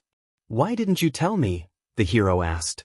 Dabi looked at him for a second, his eyes filled with something akin to confusion as he took a few steps further into the living space. It seemed like he really didn't know what Hawks was talking about. "Why didn't you tell me that you were Touya?" he repeated. "It wasn't important. It doesn't change anything. You are still a hero and I am still a villain, and I am pretty sure the commission made you do things that you didn't want to do. For them you are nothing more than a puppet Kigo, just a pawn that they can use for whatever they needed to get done. If you would have approached anyone else, then they would have killed you immediately. You were lucky that I was the one that decided to meet you. The League wouldn't trust you a bit if I hadn't told them that it might be a good idea. You are endangering yourself for them. This is not something you do for society. There are other less dangerous ways to take the League down. They just want to test you again, your loyalty, want to make sure that you would still fight and die for them." Dabi's voice was a low hiss. He was cupping Hawk's cheek with one of his hands and he looked melancholiac, maybe even kind of sad. The hero placed his hand on top of the villain's. He knew what Dabi was talking about, he knew it exactly. But it wasn't like he could just leave if he wanted to. The Commission wanted him to infiltrate the League of Villains, so he would do that. The Commission wanted him to kill someone, he would do it without asking questions. He knew that he was just a tool for them, but he wasn't doing it for them, at least not most of it. He was a hero for the people, not for the Commission, and if that still meant doing what they wanted him to do, then so be it. He was good at his job. He was the number 2 hero for someone's sake. I know, Touya, I am not blind, but the people need someone to protect them, someone that isn't like your father. Someone that isn't just a villain hiding behind the mask of hero, and I know that that someone isn't me either, Hawks said. Now he noticed that they weren't alone. Shouto was standing in the open hallway and he was looking at them. The kid had heard everything. Hey kid, is everything alright? What did you hear? Hawks asked. He was trying to stay positive, trying to not think about the worst possible outcome to this situation. Shouto was wearing the hoodie and he had his hands tucked into its pockets. The teen still stared at them and there was a glint in his eyes that hadn't been there before. He looked like he was about to cry and something inside of Hawks was telling him to just hug the kid, but he wasn't sure if Shouto would appreciate the sentiment. Touya, the teen breathed out. Dabi pressed his fingernails into the palm of his hand. The villain stepped from one foot to the other. He wasn't happy about this at all and it seemed like he was trying to push the thoughts out of his brain as much as possible. Hawks was pretty sure that there would have been a better way to reveal all of this to the teenager, one that wouldn't have involved crying and screaming and someone probably getting hurt. Shouto, Dabi said. He wasn't smiling. No one was right now in the brothers because that was what they were, stared at each other, and the atmosphere in the room began to change, and not in a good way. It seemed to get colder and hotter at the same time, and Hawks took a step back. He wasn't going to get involved into any family drama if the situation didn't go haywire. Not like he would be much of a help either way. His feathers were not fireproof and Touya had accidentally burned them once when they had been training. He really didn't want to go through the pain of them regrowing again. It hadn't been pleasant and Touya had apologized 1,000 times after it had happened. Hawks hadn't been mad, not for a second. Shouto balled his hands to fists. Ice formed under his right foot and he looked angry, not relieved that his oldest brother was not quite dead. The teenager looked sad, to be honest, and Hawks could kind of understand it, but he wasn't really sure if Dabi would be able to. He still cared about his youngest brother, that much was obvious, but to what level exactly was something that Hawks didn't know. You left us there, Shouto said. It wasn't like I had a choice. I wasn't even 15 back then. There was nothing I could have done. Everyone thought that I was dead. If I came back, the old man would have just gotten angrier, Dabi replied. He was trying to stay calm, but he didn't really look like it was going to stay like this for long. The villain took a step towards the teenager and Shouto took one back in return. That's not what I'm talking about. Fuyumi was crying for weeks and Natsuo nearly threw himself off a building a few years later, and you never called, never sent us any signals that you were still alive. I didn't even know what was going on and we mourned for you. Weeks turned into months and months turned into years, and then you come back as a villain and you try to kill me and my classmates and you kidnap my friend and you try to kill us again and you murdered so many people that, what you have done cannot be justified by what Endeavor has done to you. I had a shitty childhood too, but I didn't turn into a FNG monster. You have no right to want to kill anyone but Endeavor, the teenager yelled. You don't understand it. I didn't expect you to. But I need to do this. It's the only way to get rid of him and everyone like him. I am going to be the one to kill Endeavor and I will reduce him to nothing but a pile of ashes, and I will do the same to everyone that stands in my way, Dabi replied. Is that so? What about Fuyumi? I am pretty sure that she won't just stand by and let you kill Dad. Maybe Natsuo would even try to stop you. This implies that you would kill me too, so why didn't you? If I am such a thorn in your side because I do exactly what Dad wants, even though I don't really have a choice in that matter. You would kill me too if I try to stop you from killing Endeavor? So why don't you do it now and just get over it, because I surely would stand in your way, Shouto screamed. Hawks prepared himself for more yelling, maybe even a slap or something, because this must have surely changed something. He had prepared himself for the worst, but that didn't come. You are so blind, so gullible, Shouto, you don't even know half of it. I wouldn't hurt your or our sibling if you worry about that. It's my job to protect you and them, and the only way to do so is by killing the old man. That's the end of it. I am doing all of this for you and them. Whose idea do you think the name Dabi was? The silly idea of a little child, a nickname given to an oldest brother that wouldn't be remembered in just a few months, and well, that was that. I was right because no one remembered it. Not even you, the villain said calmly. Like nothing was wrong, like Shouto hadn't just yelled at him a minute ago, and Hawks was trying to force himself to relax because this was good. It meant that no one would get hurt, right? Hawks didn't really agree with Dabi, but he knew how rotten society was, and he knew that the house of cards the commission had built would soon collapse. And he would stand by and watch it burn. Hawks shook his head. He didn't know where that thought had come from. He wasn't really turning into a villain, he was just a spy and a puppet. Nothing more and nothing less. He had been trained to be exactly what he was now, a little perfect hero for the Hero Commission, someone who would do all the dirty work without asking questions, and it made him angry, but Hawks knew that he couldn't change that. No matter how much something deep inside of him wanted to watch how everything rotten about this world went up in hopefully blue flames and someone running fingers through his hair and feathers while it happened. The hero closed his eyes for a moment and took a deep breath. He needed to stay calm and not think about things that weren't ever going to happen. Shouto didn't say anything this time, he just took a few more steps back until he was standing with his back pressed against the wall and he was slightly shivering. There was more ice on his leg, but he was not using his flames. Hawks had watched the sports festival. He knew that the teenager probably didn't hate them so much anymore, but he highly suspected that it might have something to do with the hoodie. The hoodie that had been the only thing the teenager had asked him to get, not some hidden family pictures or something that he shared memories with his siblings with. No, only the hoodie, and maybe Shouto was terrified of accidentally setting it on fire. But overall the teen seemed to be scared, which made some sense and was logical in every way because Dabi was still a villain and Hawks was beginning to question on which side he actually stood. Obviously, he was a hero, he had been trained to be one, he could never be anything else, it simply wasn't possible. But you tried to kill me before, the teenager stated carefully, as if he was testing out the waters. I fired my flames at a group of students that you just happened to be a part of. We both know that I wouldn't have been able to hurt you that way even if I had wanted to. You don't remember it, but I nearly had a heart attack when we were children and you just straight up tried to touch the blue flames. Fuyumi yelled at me for 2 hours even though nothing happened, and in the end she froze the freezer, and then Endeavor got angry and burned it, and then Natsuo mourned ice cream. Now that I actually say it out loud, it had been pretty weird, Dabi replied. Wait, take a step back. Natsuo mourned ice cream?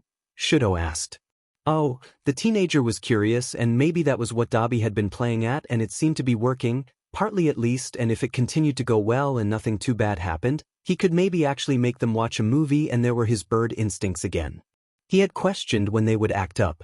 Yes, it wasn't edible anymore after the whole thing, and Endeavor refused to buy new for over a week, and Natsuo was sad at everyone the whole time, and Fuyumi was trying to keep him from making Endeavor any angrier, and let's just say that didn't work out at all, Dabi explained. Shouto was still standing very close to the wall, but he wasn't pressed against it anymore.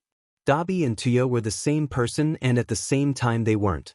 Hawks knew that deep down, but he focused on the things that were the same, and there were so many. The eyes were the same and the voice and so many other things that it would take hours to list them all. Did Fuyumi tell you that you were practically attached to my leg when you were 4? It made the old man so angry, and it was so funny to see him fuming like this because this one time he couldn't hurt me because you hadn't gotten your quirk yet, and he didn't want to hurt his potential masterpiece on accident. The distaste in the villain's voice was obvious. Hawks looked around the room again. Those were 2 brothers in front of him, and maybe he had noticed that they had kind of similar fighting styles before, but he had never thought about it, because Dabi and Endeavor's son couldn't have possibly been related. In hindsight, that had been kind of stupid and oh so wrong and so blind. He hadn't recognized Touya for crying out loud, the person he had pined over for more than a year before his best friend had died and he was still in love. Okay, there was no denying this. Hawks stepped towards Dabi. Not much though, and he didn't really know why, but it just felt right. But he still hurt you, that's the only thing I remember from back then, the screams, Shouto said. Hawks felt bile rise up in his throat, and no, he didn't know how he could have been so blind back then, and now he just felt bad for both of them. No child deserved to go through this, and the way Shouto had said it made it even worse. His voice had been monotone as if what had happened was normal for him, something he was used to. Which it was, and no one had noticed a thing. Not any other pro-hero, not a doctor and not a teacher. Just because Endeavor was such a great hero, he would never be able to hurt anyone. It was disgusting, and Hawks balled his hands to fists and he wanted to scream. But this wasn't his fight, none of this had happened to him, they were the ones that had been hurt and abused for years and no one had done anything about it, and all he could do was stand by and watch. The endless screams that were there every single night, It's funny because I don't actually remember anything about Touya, only screams that always sounded like someone was dying. The teenager continued, and by now he was just staring into the air. Like he wasn't even there anymore. The ice that was still partly covering his leg and the floor began to thaw, but there were still no flames, and Shouto seemed to grab the fabric of the hoodie a bit tighter. It seemed like he wanted to disappear in it. Hawks didn't know why, but he felt like he needed to say something, even if it really wouldn't comfort the teenager, but he feared that there might be some underlying psychological issues there. Years of abuse wouldn't just fly over someone like they were nothing. Every time he had seen the teenager, he had always seemed too cold, as if he lacked any emotion at all, and the look in the kid's eyes, way too empty for someone his age, as if he had seen way more than he should have. This could have something to do with PTSD, but I am not a psychologist, and if you wouldn't be legally dead you should probably go and see one. All of this couldn't have been healthy, and I am worried about you and your siblings for that matter. I still don't know where the kid got his scar from, but I don't think that's a happy story either. Endeavor once spoke to me and mentioned that his wife was in a hospital in passing, but I am pretty sure it had something to do with him, though if she did something to any of you it still isn't right. But if this is anything like I suspect it to be, then it would be Endeavor's fault more than anyone else's. He wasn't sure what he was trying to get across, but he just hoped that he wasn't making everything worse by accident. The bastard raped her, literally used her just to create the exact quirk that he wanted. He broke her down for years before she snapped, and I still don't understand why it didn't happen to me. I looked way more like that a-hole than Shouto. I don't think any of us actually blame her for it. She tried to help as soon as she noticed what she had done. Our mother is nothing like Endeavor. He was the one that destroyed her, Dabi hissed. He looked angry, and Hawks placed a hand on the villain's shoulder. He was trying to comfort him, okay, and he knew that he wasn't good at it. But at least he tried. But Kigo is right about most of it, he added. Hawks froze for a moment. Kigo, it had been so long since someone had called him that, he kind of liked the sound of it. I am not going to help you take him down, Shouto said after he had been silent for what seemed like a long time. I would never ask you to, the villain replied. Shouto was weary. Well, not that those were news or anything, but Hawks hadn't slept in his bed in 3 days because the teenager thought it was a good idea to hide in the room most of the time. He knew it could be worse, way worse, but he literally handed the kid pizza through the door yesterday, so yeah, maybe someone was overreacting a bit in this situation. Shouto wasn't trying to kill anyone, but he was definitely not ready to talk to his brother about literally anything. Adding to that the fact that Dabi was actually kind of trying to be a brother was something else, but he couldn't be mad at the kid. Dabi was still a villain and a murderer even if he was Touya in a way. Hawks was making some coffee, and the villain was standing at the open window and smoking, which Hawks had allowed him to do some time ago because either of the brothers leaving the apartment right now could end really badly. It was 9 in the morning and a Saturday. Every available hero was still hunting down the League of Villains, and it had been a few days since Shouto Todoroki had died. Kid, it's time for breakfast, Hawks called out. He didn't get an answer, but that was something he had already gotten used to. The teenager was not really cooperative, and though it was totally understandable, it was kind of annoying.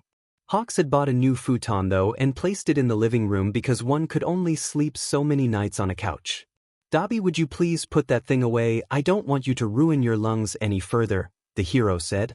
You're not my mom, Kigo, and I need this. Shigaraki tried to call me like 500 times, and I think the rest of the league wouldn't be that happy to see me either. Dabi replied as he simply threw the still-burning cigarette out the window. But they don't know you killed Geeton, right?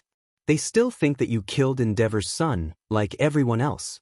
They have no reason to mistrust you. Hawks raised an eyebrow. Yes, but I didn't come back with alcohol or something to celebrate the whole thing, and I kind of disappeared after it, so yes, they are starting to ask questions, and I am pretty close to just destroying the phone. Dabi just shrugged. Then why don't you? Hawks asked. I might just need their help for something later, so I need a way to contact them, but don't worry, I already turned it off. They won't be able to track me down. I think Shigaraki is pretty sad, the villain said as he closed the window. Shouto still hadn't left the room he had kind of stolen, and Hawks began to sip at his cup of coffee. He didn't even like the taste of it that much, but it kept him awake, and that was all he needed for now.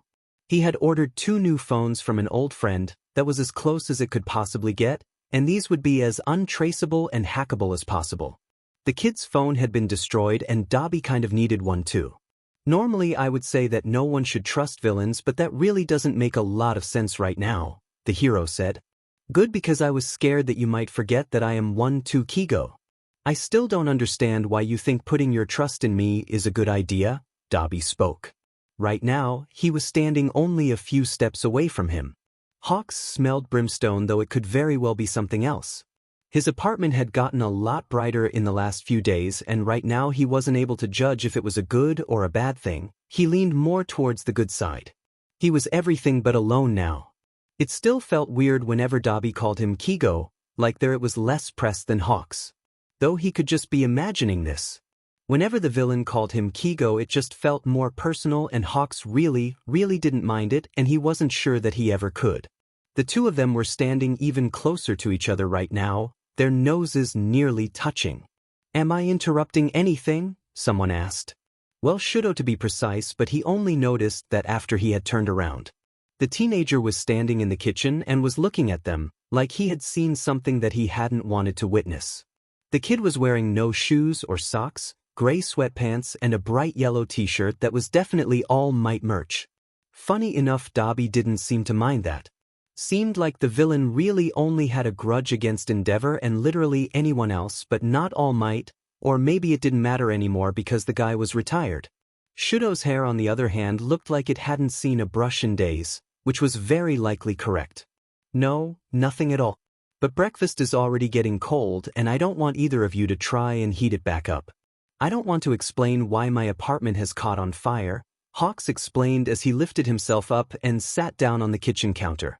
Kigo, you are the only person who is eating fried chicken for breakfast, and I don't really understand why you are doing this. It isn't healthy either and kind of cannibalism, Dabi said. I wouldn't say it like that, and the food is great, okay? Chew on your lousy cereal as much as you want, but my food is way better, the hero grinned. We could just make pancakes, Shouto suggested. You know how to make pancakes? Dabi asked.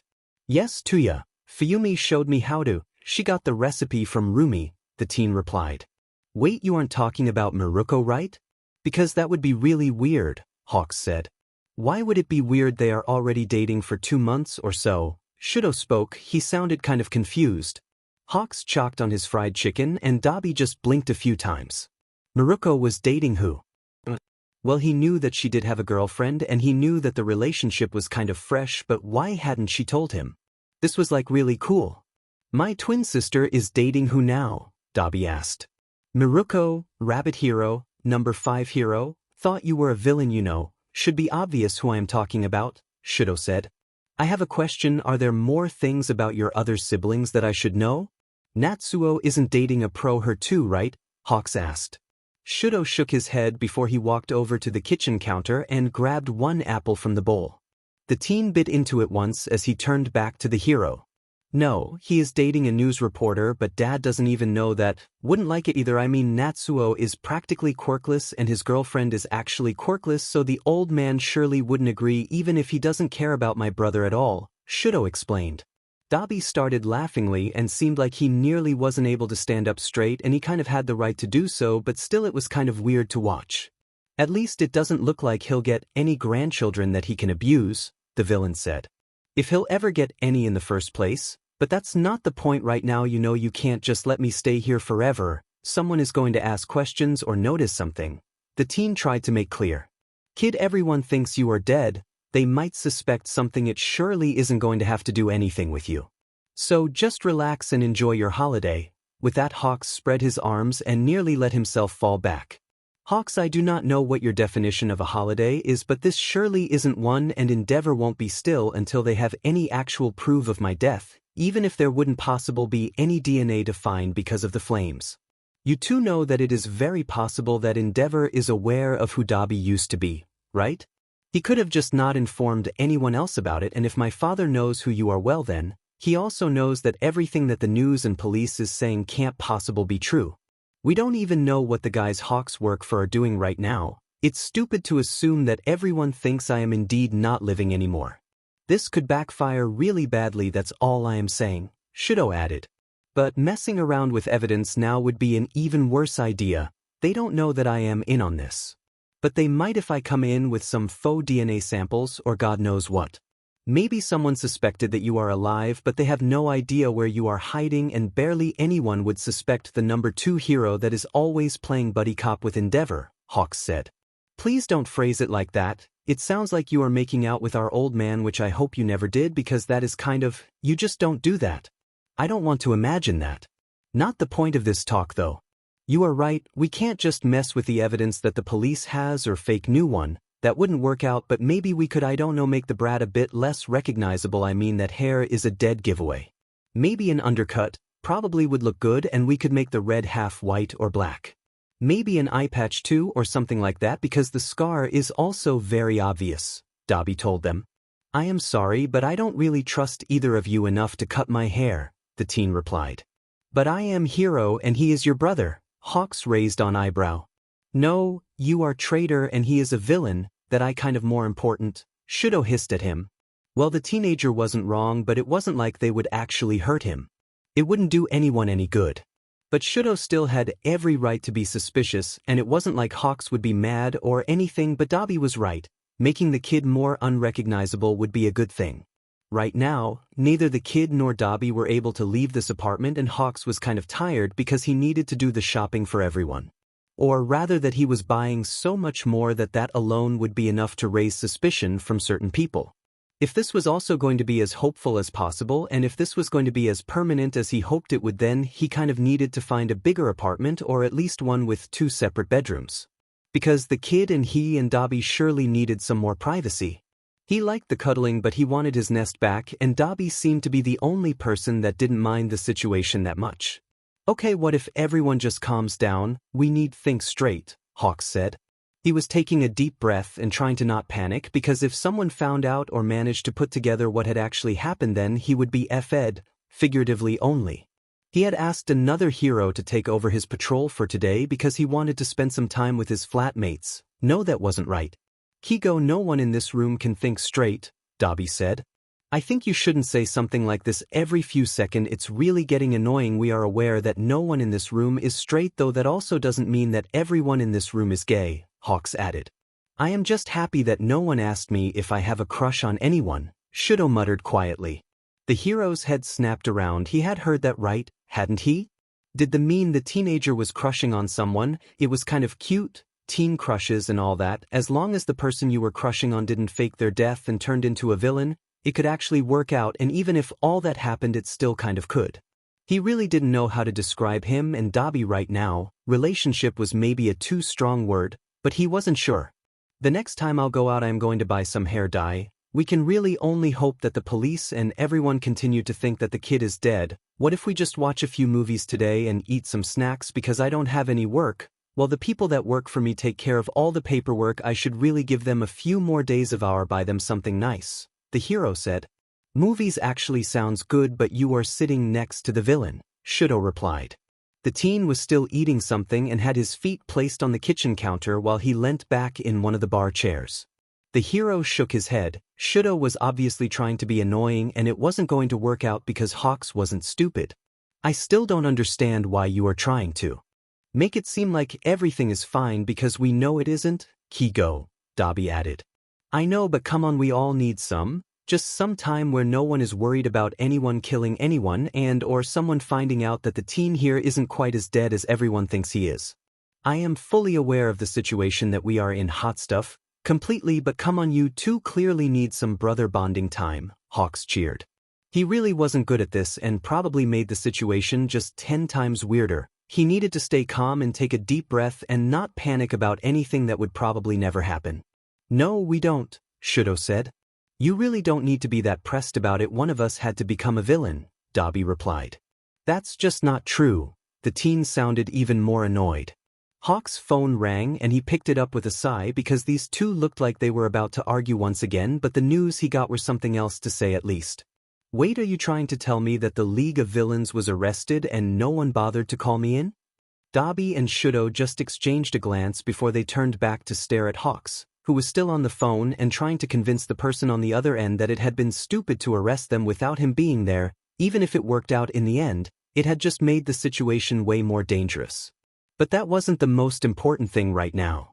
He wouldn't scream or yell at someone that was just doing their job. It hadn't been their fault that any of this had went down the way it did.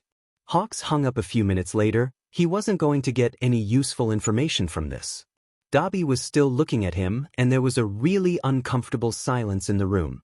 So, looks like the league doesn't really exist anymore. Well, they're in police confinement now, so I don't really know what'll happen to them now, Hawks said.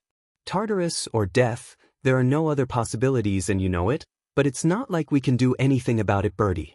You wouldn't help me rescue anyone and every pro would kill me on sight if they spotted me. We can't do shit about this.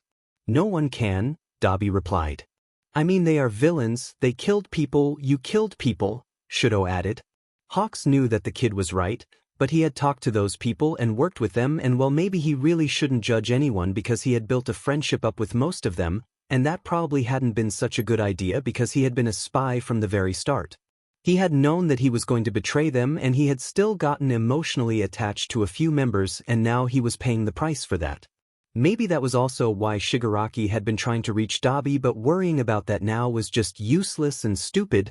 It wouldn't change anything. Maybe he could at least get them a fair trial because yes, he knew what they did wasn't right and no matter how effed up their childhoods had been it wasn't an excuse for any of this, but come on, some of them really needed a therapist just to make sure that the problems that could be dealt with were, or that some of them got the help they needed because it was obvious that a lot of things had gone very wrong in the past. To make something like this even possible, but that wasn't his decision to make. Maybe he could help, yes, he was the number 2 hero. He had some influence, but he wasn't going to use it like Endeavor obviously had done and still did because that was just bad and evil and not okay. He had covered child abuse, spouse abuse and murder up, and those were only the things Hawks knew about. Don't talk about people you don't know like that, kid, Dabi said. They tried to kill my classmates and me and kidnapped my dash. Well, he is not really me, friend, but you kidnapped Bakugo and I don't even know how often you tried to kill us and our teachers and a lot of heroes, and I don't really want to know how many people you actually murdered. Shouto defended himself. A lot of them, but heroes do the same thing, they aren't any better than villains. Someone here just doesn't want to believe it, the villain hissed. You're just mad that I still have some faith left, that I still trust in heroes to a certain degree. I heard what you guys are saying and it simply isn't true. Not all heroes are fake, the teenager said. Tell me the name of one that isn't, and don't come at me with all might because the guy is retired, he doesn't count anymore. Tell me the name of one hero that doesn't do it for the fame or the money, that isn't corrupt or a bad person. I am waiting, Shouto. It shouldn't take that long to find one, should it? Dabi crossed his arms in front of his chest. Well, there is, and Shouto blinked a few times then just closed his mouth again. Yeah, Dabi kind of did have a point with the whole thing and Hawks didn't want to agree, but he himself couldn't remember a hero that was, well, the actual definition of a true hero.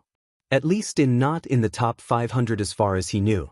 The teenager then began to grin and took a step towards Dabi before literally jabbing a finger at him. Hawks wanted to laugh because the picture was so funny. Eraserhead, Shouto said. Oh, he hadn't even thought about that, but it looked like it could fit. Class 1 as homeroom teacher, stone set on protecting his students. There was nothing unheroic about that. But Dabi knew stuff that he probably shouldn't know, and Hawks suspected that All for One had been behind way more stuff than anyone ever suspected. So, he just hoped that Dabi didn't have anything more up his sleeve because Shouto seemed to actually trust an adult for once, and destroying that would just be evil. But wasn't that what a villain was supposed to be? The hero was worried, okay, and he had every right to be. You are aware that the man is just doing that to keep himself from breaking down, right? Because he blames himself for the death of one of his friends that happened in high school and he still thinks about it every single day. Your teacher is just projecting onto all of his students. It's kind of selfish, I think, Dabi replied. I don't really care that much about anything you say, Touya, but never think it is okay to insult my homeroom teacher. The teacher that nearly died more than twice trying to protect us. Shouto hissed. Okay, calm down, kid. You don't need to look at me like you want to murder me or anything, Dabi said. I just might, the teenager threw at him. Great, because that is exactly the spirit that we need. Okay, now both of them were just acting like idiots. Hawks wanted to disappear right now and just leave them to sort out their issues, but he knew that it might not be the smartest idea because both them had a fire quirk or half a fire quirk, and that could end father badly for this whole apartment complex. You want me to kill you? Shouto asked. That's not the point. The point is that you realize that you are all right with heroes murdering people in the name of something. But as soon as villains do it, it's a terrible crime and needs to be punished. I don't think you know how many people our father murdered in the name of the greater good, and a lot of them were innocent or had committed crimes you normally wouldn't even call a pro in for, the villain explained. You are the ones that are trying to kill people. Sometimes the only way for heroes to stop you is with violence, and sometimes a villain dies in the process, but a lot of innocent people don't. It's not that I like the situation or anything, but this is real life, not some TV show. Sometimes situation can't be resolved peacefully. That's just life, Shouto replied. Both of them were right, and Hawks really didn't like that. It was just, this situation was just too much for him to handle right now, because how was he supposed to react to it? He couldn't take a side, he wouldn't take a side, and it seemed like no one expected him to do so. Dabi and the teenager were glaring right at each other, and he was today years old when he noticed that Dabi wasn't that much taller. The villain always seemed to loom over people, but he actually didn't. Shouto and him had the same goddamn height, and he felt kind of stupid for not noticing that before. When Hawks said the exact same height, he meant the exact same, around 5'9", which would equal 176 meters. How had he not noticed that before? Dabi wasn't even that tall. Well, still an inch taller than Hawks, but that wasn't the point right now. A 16-year-old was taller than him too, which was completely okay. But what kind of made him want to laugh was the fact that Dabi was the oldest of the siblings, and he had the same height as his youngest brother. It was funny, okay, but he wasn't going to say it out loud. You still believe in heroism even though it isn't a thing that actually ever existed in the first place, Dabi said. It does, and it will always do, because yes, there are corrupt and evil heroes, but do you want the whole world to go down in chaos? Because that would have happened if you won. I am just happy that it's all over now. With that, Shouto turned around and let himself fall down onto the couch again. It's far from over. This is just the beginning, and I can promise you that it will get way worse before all of the pillars this corrupt society had been built on will crumble. Maybe the League of Villains will not be the ones doing it, but someone will, and even before that I am going to reduce Endeavor to a pile of ashes to make sure that he pays for what he did and will never do it to anyone again, the villain spoke. He's trying to change. He doesn't act like Fuyumi and Natsuo are nothing but air anymore, and he tries to spend time with them, and it's better than before, okay? I know that it's not right what he does, but I am able to deal with it. I did for years. It's fine, Touya. And right now Shouto sounded different, his voice was just not right. What the teenager had said was just disturbing in a way, and Hawks wanted to punch something, but that wouldn't help anyone. The teenager looked like he was miserable again, and that just wasn't supposed to be a thing. No, it's not. I don't know what it'll take, but I am going to put an end to that man. Don't blame yourself for anything he did. It isn't okay, and you can't just deal with that. It's not healthy, and this isn't what a parent is supposed to do in the first place. It is not okay. So, stop saying that, brat, Dabi said. Why though? I am not lying or anything. I know you think that you can kill Endeavor, but I don't think that would be a good idea. Every hero is already out there trying to kill you, and murdering Dad now would just make that way worse. Not like you weren't already a murderer, but they are going to hunt you down even more, and you'll never even have a minute to sit down and catch a breath. The heroes aren't going to stop hunting you down soon, and if you kill Endeavor then they'll never will, Shouto stated. Maybe the heroes would stop at some point, but the commission wouldn't. Hawks knew them too well to hope for anything else. For a few weeks I actually thought that he would become a better person, but then the training started all over again. In the beginning it wasn't even that bad, just normal training like at UA, and then it got worse again, and I couldn't tell Fuyumi and Natsuo anything because they finally had something akin to a father, and I couldn't take that away from them. The worst part is that I still care about my father, and I don't want him to die. It's just stupid. Maybe nothing of this would have happened if I had better control of my quirk, the teenager added. Dabi's posture changed, and suddenly he was acting so much more like Touya again. The villain kind of charged towards the teenager, then grabbed Shouto's arms and pulled him into a sitting position. Dabi looked something between worried and annoyed, but mostly worried. Don't ever that. None of this is your fault, it only happened because of the old man. Never forget that Shouto. If he wouldn't be, none of this would have happened. Blood means nothing in a case like this. Absolutely nothing. If our father wouldn't be a monster, I probably wouldn't have turned into one either, Dabi said. Shouto just looked at the man for a second and then hugged him. Hawks forced himself to not squeal because this was kind of cute in a way, and these brothers needed some serious time to deal with family issues, and they had a lot of those. Dabi Touya looked stunned and didn't move for a moment before he actually hugged his youngest brother back. It was deadly quiet in the room, and Hawks was not going to make this weird or anything, so he kept his distance. But it was something, because right now they weren't arguing or yelling at each other. He heard something that sounded like quiet crying, and it took Hawks a moment to notice that it was coming from the teenager. Hawks was not going to do something about this, no matter what his instincts were telling himself to do.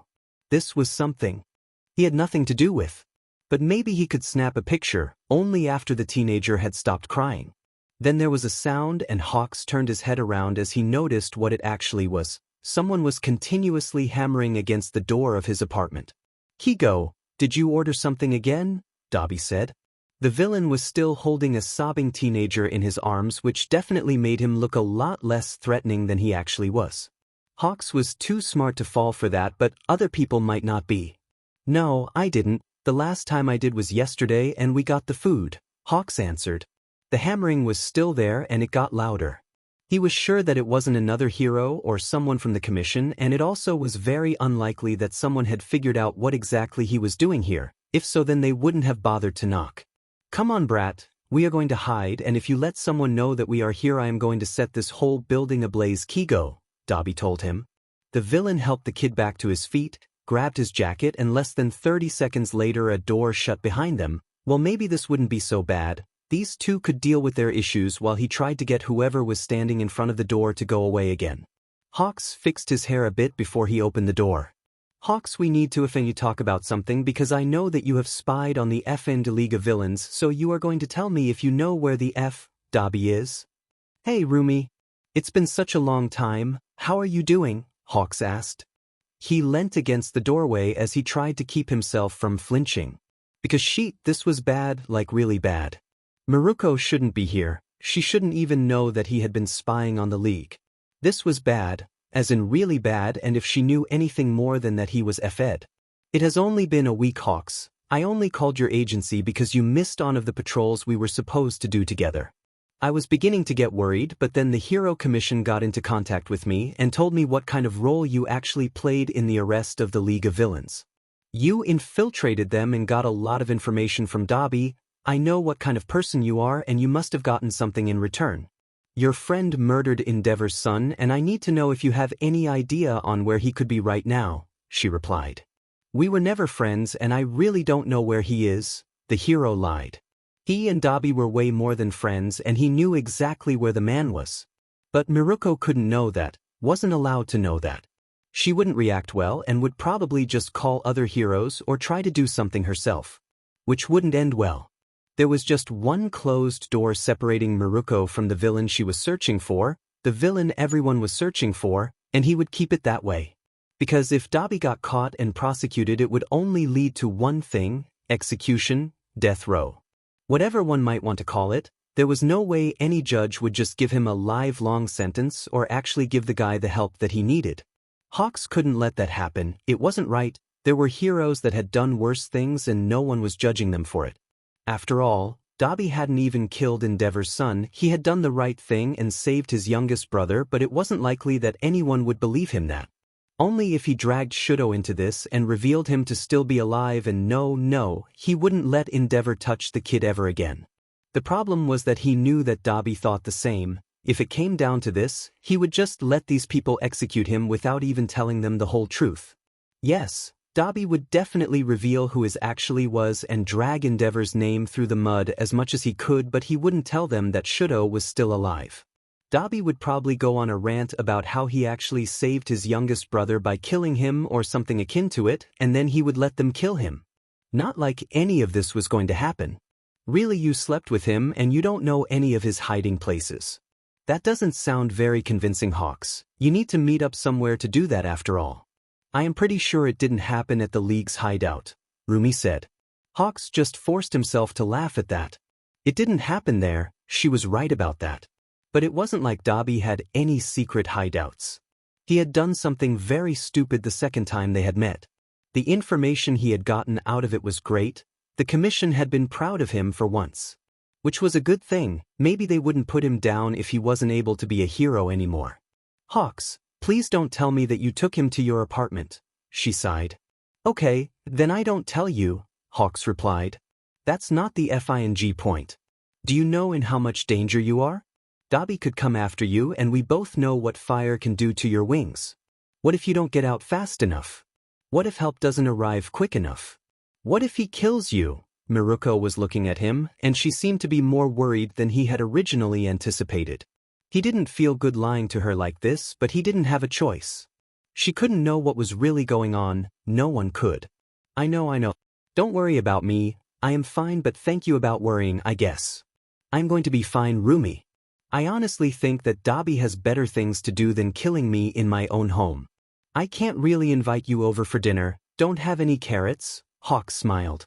I eat more than just carrots and you know that. Don't worry, I am going out with my girlfriend, booked a desk in one of the best restaurants in the city. I suspect that she might have borrowed her father's credit card, but that really doesn't matter. She is just so no, this is not the right time for this. I want you to call me if you see or hear anything weird. I don't want to turn my TV on in the morning and see that you have been slaughtered by your villain boy toy, Rumi told him. I told you already, you don't need to worry about me, Hawks repeated. I know that, but Dabi is dangerous. He is a bad chic crazy arsonist that kills people for fun and is probably out to murder my girlfriend, her brother, or their father now. If you know anything about his whereabouts, you need to tell the others, she said. Hawks stopped the reply that was already trying to come out of his mouth. Kid. An idea. It was probably not a good one and it was risky, but if everything went well it could help them a bit. Miruko was his friend, though he didn't know how loyal she was to others, but it wasn't like he was going to tell her that Dabi and Shouto were in his apartment. He knew a different approach, one that wouldn't make her ask any more questions. I talked to Dabi a few times after it didn't seem like he had a grudge against anyone in the Todoroki family, but Endeavor. He tried. He literally murdered Todoroki Shouto, a literal teenager, for no reason whatsoever. Whatever he told you was probably a lie. Villains lie, Hawks, that's just how it is, and I know that you might feel bad about it, but that's okay. I just don't want you to get hurt, she told him. I won't, I am a 120% sure of that. Just stay calm, Dabi will not murder me, I am quite certain about that. But there is another thing that I don't think makes that much sense. I want to hear what you would say about it, Hawks said. No, he was more than just certain. Dabi wouldn't kill him, that was a fact, or at least something he treated like a fact. Touya would have never killed Kigo, but the situation they were in right now was different. Did you notice anything that we missed? Something that might lead us to the killer? She asked. Hawks took a deep breath and prepared himself for the worst, because what he was going to say could very well lead to that. But he needed to at least try. If it went haywire, he could still try to stop her and give the brothers a possibility to get out of here. He was not going to hurt his friend, but he also wasn't going to let her arrest Dabi. Well, not exactly. I think it might be possible that something isn't quite as it seems, but it would take some time to explain the whole thing to you. It's everything but simple, he told her. This was a bad idea. It was going to end badly, but right now he couldn't act like he hadn't said anything. It was too late for that. Hawks was, well, he was kind of stuck in this situation. Okay, then tell me what you know. We need every last bit of information that we can get, Rumi said as she walked past him. It felt weird having someone in his apartment that wasn't Dabi or Shouto, and if it hadn't been someone he knew rather well, it would have felt like someone was invading his personal space. Which wasn't the case, but his bird instincts begged to differ. Rumi looked around for a second before she sat down on Hawk's couch and waited for him. He didn't plan to tell her everything, just the basics and a few things about his childhood. But not everything, far from everything. Because everyone still thought that the Hero Commission was good. Hawks knew that what they were doing was good most of the time, but how they did it was the problem. When he had been around 6 to 7 years old, they had told him something: if he ever irreparably lost his wings or quirk, they wouldn't have a use for him anymore, they would dash, he would die. Okay, that was the whole point. He let himself fall down onto the couch next to her and stretched his wings out. He detached one of his smaller feathers and let it flew towards his hand. This one was incredibly small. If he didn't put it back, the next one growing in its place would probably be bigger. He could make a necklace out of it, or maybe an earring. "Hawks, didn't you want to tell me something?" Miruko asked. Hawks blinked once and then turned towards her. The feather was still in his hand. He had forgotten that she was there for a moment. It was embarrassing. Hawks took a deep breath and closed his hand around the feather, turning it into a fist before he pressed it against the area his heart was in. It felt good, and he was going to gift this feather to someone, very likely Dabi, and very likely as a necklace or pendant. "Okay, but this is not going to be easy stuff, okay? I want you to know this before I begin," he stated. Miruko nodded and crossed her legs while she leaned back. Now or never, he just needed to keep out the things that she definitely didn't need to know. Things the commission did to him when he had been younger, but that wasn't the point of this talk. "You know that the commission took me in when I was a child. I wasn't the only kid that they trained. But none of them really wanted to be friends with me. I was around 10 when they brought in a new kid. His father had tried to train him at home, but that hadn't turned out very well, so he brought him to the Hero Commission. Though he was the only one that went home regularly and later on only visited once or twice a week for training. I was allowed to visit him sometimes, but I need to backstop for that to make more sense. I annoyed him on his first day there, might have accidentally poked him in the face with my wings once or twice. He got a bit angry and then didn't talk to me for a week. Then he slowly started to warm up to me. He was really nice and we are actually the same age. I thought he was younger because at the time he was just so short. We became friends, and he told me his actual name a month later. I told him mine. His name was Touya and he was the sweetest person I've ever met. Well, he talked a lot about his siblings, but that was okay for me. So, that went on for a few days. I even got to meet his youngest brother once. That kid had been like 3 at the time and you should have seen it. He just held onto his brother's pant leg like it was a lifeline. A few years after that, Touya died in a quirk assistant. Hawks began. "Okay, I'm sorry for your friend's death, but I don't know what this has to do with everything," Miruko asked. "I am getting to that, so I go to my friend's funeral and all that, and I try to not think about him every day. Because I kind of noticed that I was not straight around that time and well, I had a crush on him, a really big one. Touya had a fire quirk. The flames burned hotter than everything I had ever seen before. They could eat through metal and steel and I think everything. He nearly set me on fire once when I picked him up and flew a few feet into the air. He apologized for weeks after the incident. I thought he died in a quirk accident for years. Turns out it wasn't an accident. His father murdered him because he deemed him useless and a failure and because Touya tried to protect his siblings. He didn't deserve any of that," Hawks said. "I'm sorry, Hawks. I'm really sorry that this happened and I am sure your friend didn't deserve any of it and I hope his father went to prison. But this has nothing to do with the Dabi killing Endeavor's son. Absolutely nothing. We are searching for a murderer and you tell me a very sad story about your childhood. I am happy that you trust me enough to tell me, but there are more important matters at hand, Hawks," Rumi told him. "No, I am not finished yet. I still haven't gotten over him, very likely never will, but now comes the interesting thing. Touya Todoroki was Endeavor's oldest son. He was Shuto's brother and he isn't quite as dead as everything thinks. I slept more than 10 times with him without noticing who exactly he is, but well, that's also not the point right now. I just hope that you understand what I am trying to tell you." Hawks closed his mouth after that. Miruko stared at him, then seemed to take a deep breath and got back to her feet. A hand wrapped around his collar and lifted him off the floor. "You slept with a FING villain. A villain that killed his own brother." She didn't quite yell, but it was very close to it. Someone was angry at him, very angry, and he was still holding one of his feathers in his fist. He could let go of it and attack her, but he didn't. "Okay, if anyone accuses me of killing Shouto again, I am going to burn this whole building down," Dabi yelled as he kicked the door in. The door that hadn't been locked in the first place. The villain was glaring at Miruko. "Hello," Shouto simply stated as he stepped out of the room after him. They were sitting on the couch and Miruko had decided that it was the best course of action to open Hawk's last bottle of wine, after punching him in the face. It was understandable that she needed a drink, but there was a kid here, okay? Maybe Hawks was overthinking it, because it wasn't like Shouto was 10 years old. The kid was a teenager and it wasn't like he was drinking any of it. So, let's check if I got everything right. Dabi, who is Touya Todoroki, a person everyone believes to be dead, saved his youngest brother from being killed by the ice villain Giton. Then brought him here for you to patch the kid up, instead of bringing him to a hospital. Since then you let them stay here and didn't bother to tell anyone that the teenager is still alive, because his father is abusive and killed Touya Todoroki. You are aware of how much you messed this up, right? She asked. I think he is completely aware of that, Shouto said. Yes, I am, but it's not like I had a choice. Endeavor turned out to be an a-hole. I can't let the kid go back to him, Hawks replied. I'm not going to call the heroes for now.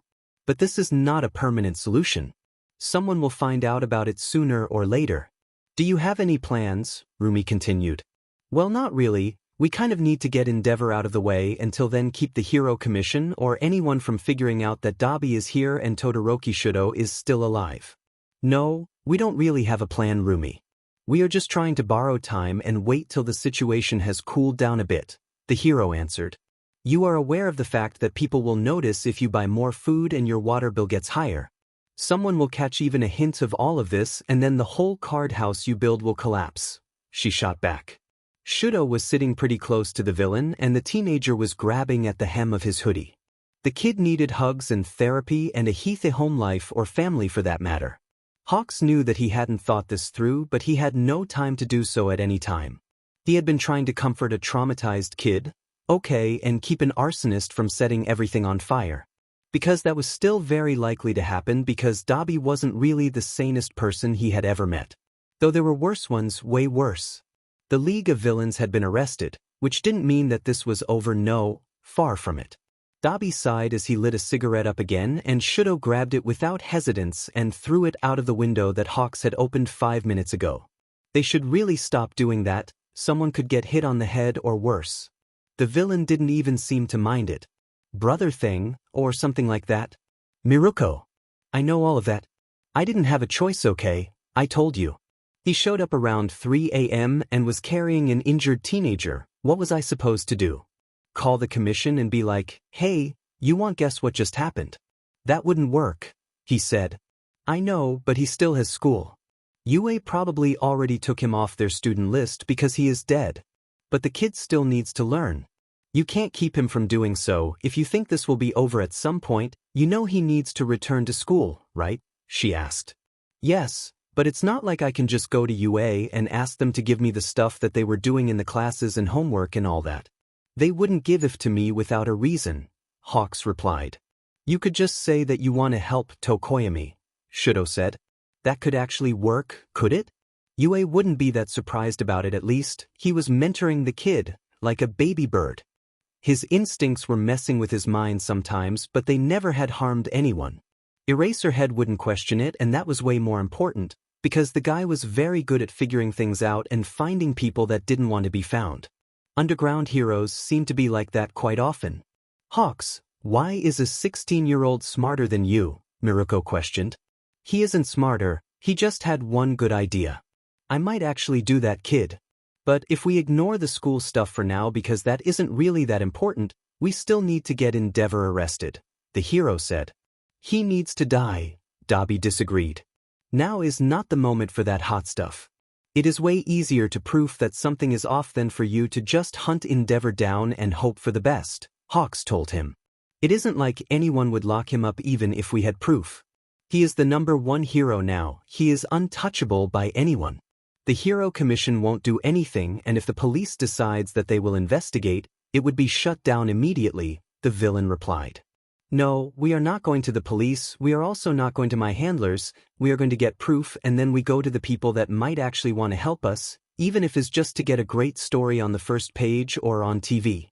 Even if Endeavor tries to do something the public would already know, and let's just say that it will be impossible for him to do anything without seeming even more suspicious, Kigo explained. Maybe he should stick to calling himself that, it felt right in a way. He still remembered Touya calling him by it, and really that wasn't something he would ever be able to forget. Miruko was staring at him, Dabi was looking quite intrigued and Shouto seemed as emotionless as always. though there was a spark in the kid's eyes that hadn't been there before. "You want to tell the press?" Rumi finally said out loud. He clicked his tongue before he stood up, opening his wings further and hitting Dabi involuntarily in the face with a few feathers. At least he didn't try to set him on fire this time. Exactly 100 points to Miruko. Because some of the news channels don't really care about facts that much. Which normally isn't a good thing at all. But we could use it to our advantage. These people would fight themselves over who would get this kind of dirt on Endeavor. They wouldn't talk about anything else for at least 24 hours. We don't even need to drag Dabi into this, or reveal that Shouto is alive at first. We just need some sort of documents or literally anything that implies that Endeavor is an abuser. If we have that, we are safe, he explained. You know that my father has very good lawyers. He would still be able to shut all of the commotion down, Shouto said. The kid looked like he was certain that it wouldn't work, that nothing would work. He had voiced his complaints quite often, told them that it would be safer to just send him home. Because at least then they wouldn't hunt Dabi down for killing Endeavor's son. Hawks wouldn't let him go back to that place, never. If that involved kidnapping and harboring a wanted criminal, then so what? Other heroes were doing way worse things. Did he need to remind the commission that they once covered up the murder of an innocent woman because she had just happened to be married to a villain? Oh, and he would like to add that she had no idea what her husband had been doing with his quirk. They had nearly killed a FING kid, because the boy had possessed a quirk similar to his father's. Luckily someone had arrived at the scene and stopped them from doing so. The hero probably hadn't known that he had saved a life. He had taken 1 or 2 documents about that with him. Not that it would protect him from the commission, but maybe someone else. Or maybe he just wasn't as loyal to them as he had been trained to be. Kigo didn't know why anyone would see that as a bad thing. He wasn't a good person, but it also didn't feel right to call himself a bad one. In this world there was just a lot of gray. He didn't even know who the kid was that they had tried to murder, but he knew who the villain was, not the man's actual name though. He still couldn't comprehend what they thought was so bad about a brainwashing quirk. But that was a little bit of information that he would keep from everyone for now. It wouldn't even be that helpful if he didn't find the actual kid first. Yes, but the public would already know. Lawyers aren't going to change the mind of people. There would be commotion and that could lead to good things or at least a bit of time for us to breathe. But for that we would need a little bit of proof, documents, pictures, anything, Kigo stated. I had some pictures on my phone, Shouto mumbled. All heads turned to him. That couldn't be true, right? They couldn't be that lucky? It would be so easy to prove all of this if they had some pictures of the injuries. I knew that it wouldn't help, but I wanted to check how often these things happen, or if there is a pattern, so that I could prepare myself better. I also wanted to know if there were any injuries that happened to often in the exact same place. But the problem is that I lost my phone the night Geeton tried to kill me, and since the police wouldn't check it, my things are probably at Endeavor's hero agency, maybe his office.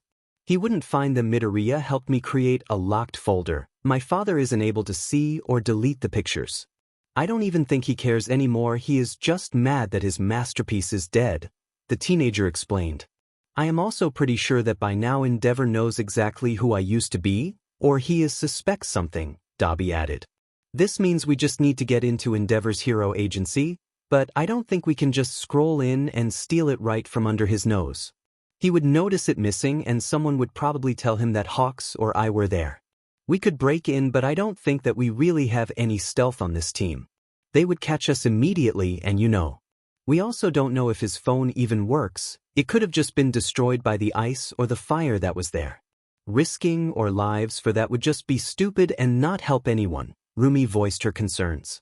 Yes, Hawks had thought it had been destroyed or at least broken beyond repair, but he didn't know for sure, and if there was a chance that it wasn't, then they wouldn't just ignore that. My phone is ice and fireproof. Endeavor didn't want to buy a new one every week because I destroyed them on purpose. I also threw my school bag away very early in the fight. I don't think it got hit by anything. The police or one of my father's sidekicks must have found it, the teenager said.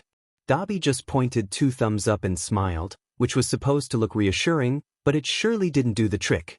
That still leaves the whole, how do we got in there without anyone or the cameras noticing? Rumi sighed. She had been right when she said that there was no one in this group that was good at sneaking or hiding. Hawks could be very quiet. But his quirk didn't help a lot when he was in closed buildings and trying to hide from cameras. He was fast, yes, but not fast enough for them to not catch him. Dabi was very good at burning people down, but he was very recognizable and everyone was hunting him down currently, so he was a big no-no.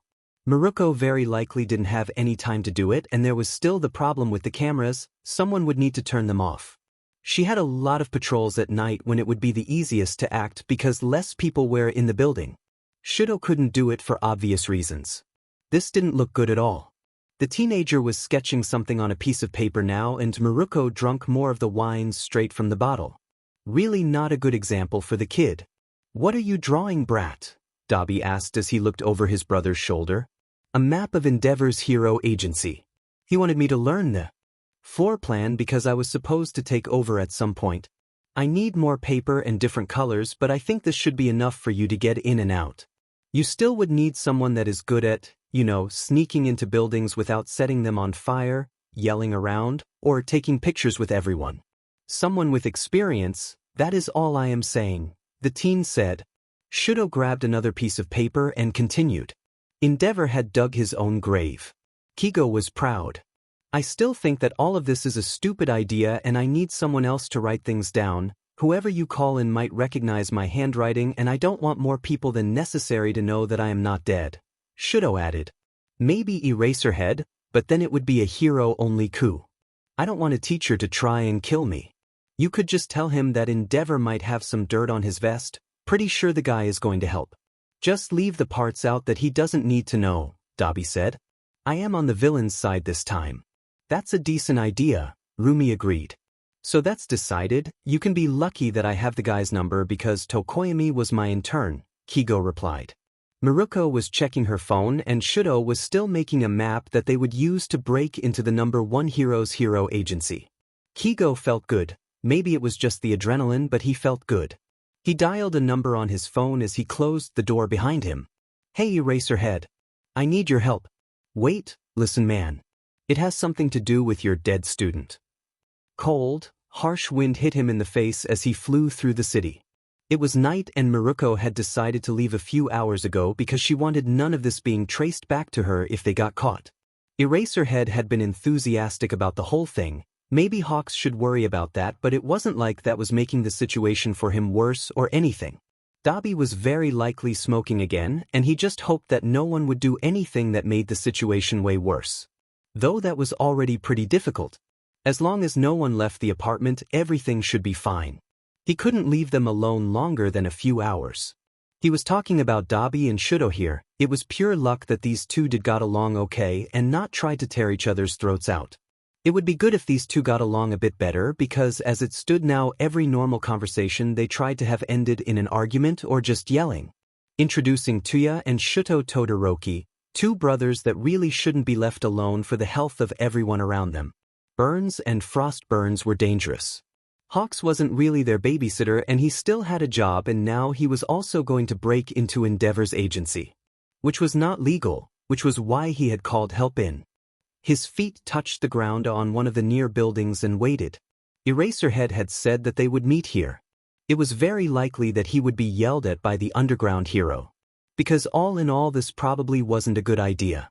He didn't have a choice though. Dabi would laugh at him and tell him to think before he acts. He probably should take that into consideration. But he had more important things to do. He played around with one of his feathers and let it flow a bit through the air. He couldn't wait that much longer. Though it would be hard to notice Eraserhead before the hero revealed himself. He shouldn't worry that much. Maruko would cover for him and no one knew what he had actually been trying to do even if they caught him. Hawks was pretty sure that he could come up with a good excuse. The hero commission was a different issue though. They were still checking up on him from time to time. Checking up probably wasn't the right word. They were keeping him in check. Making sure that he did nothing that would paint them in a bad light and followed their orders.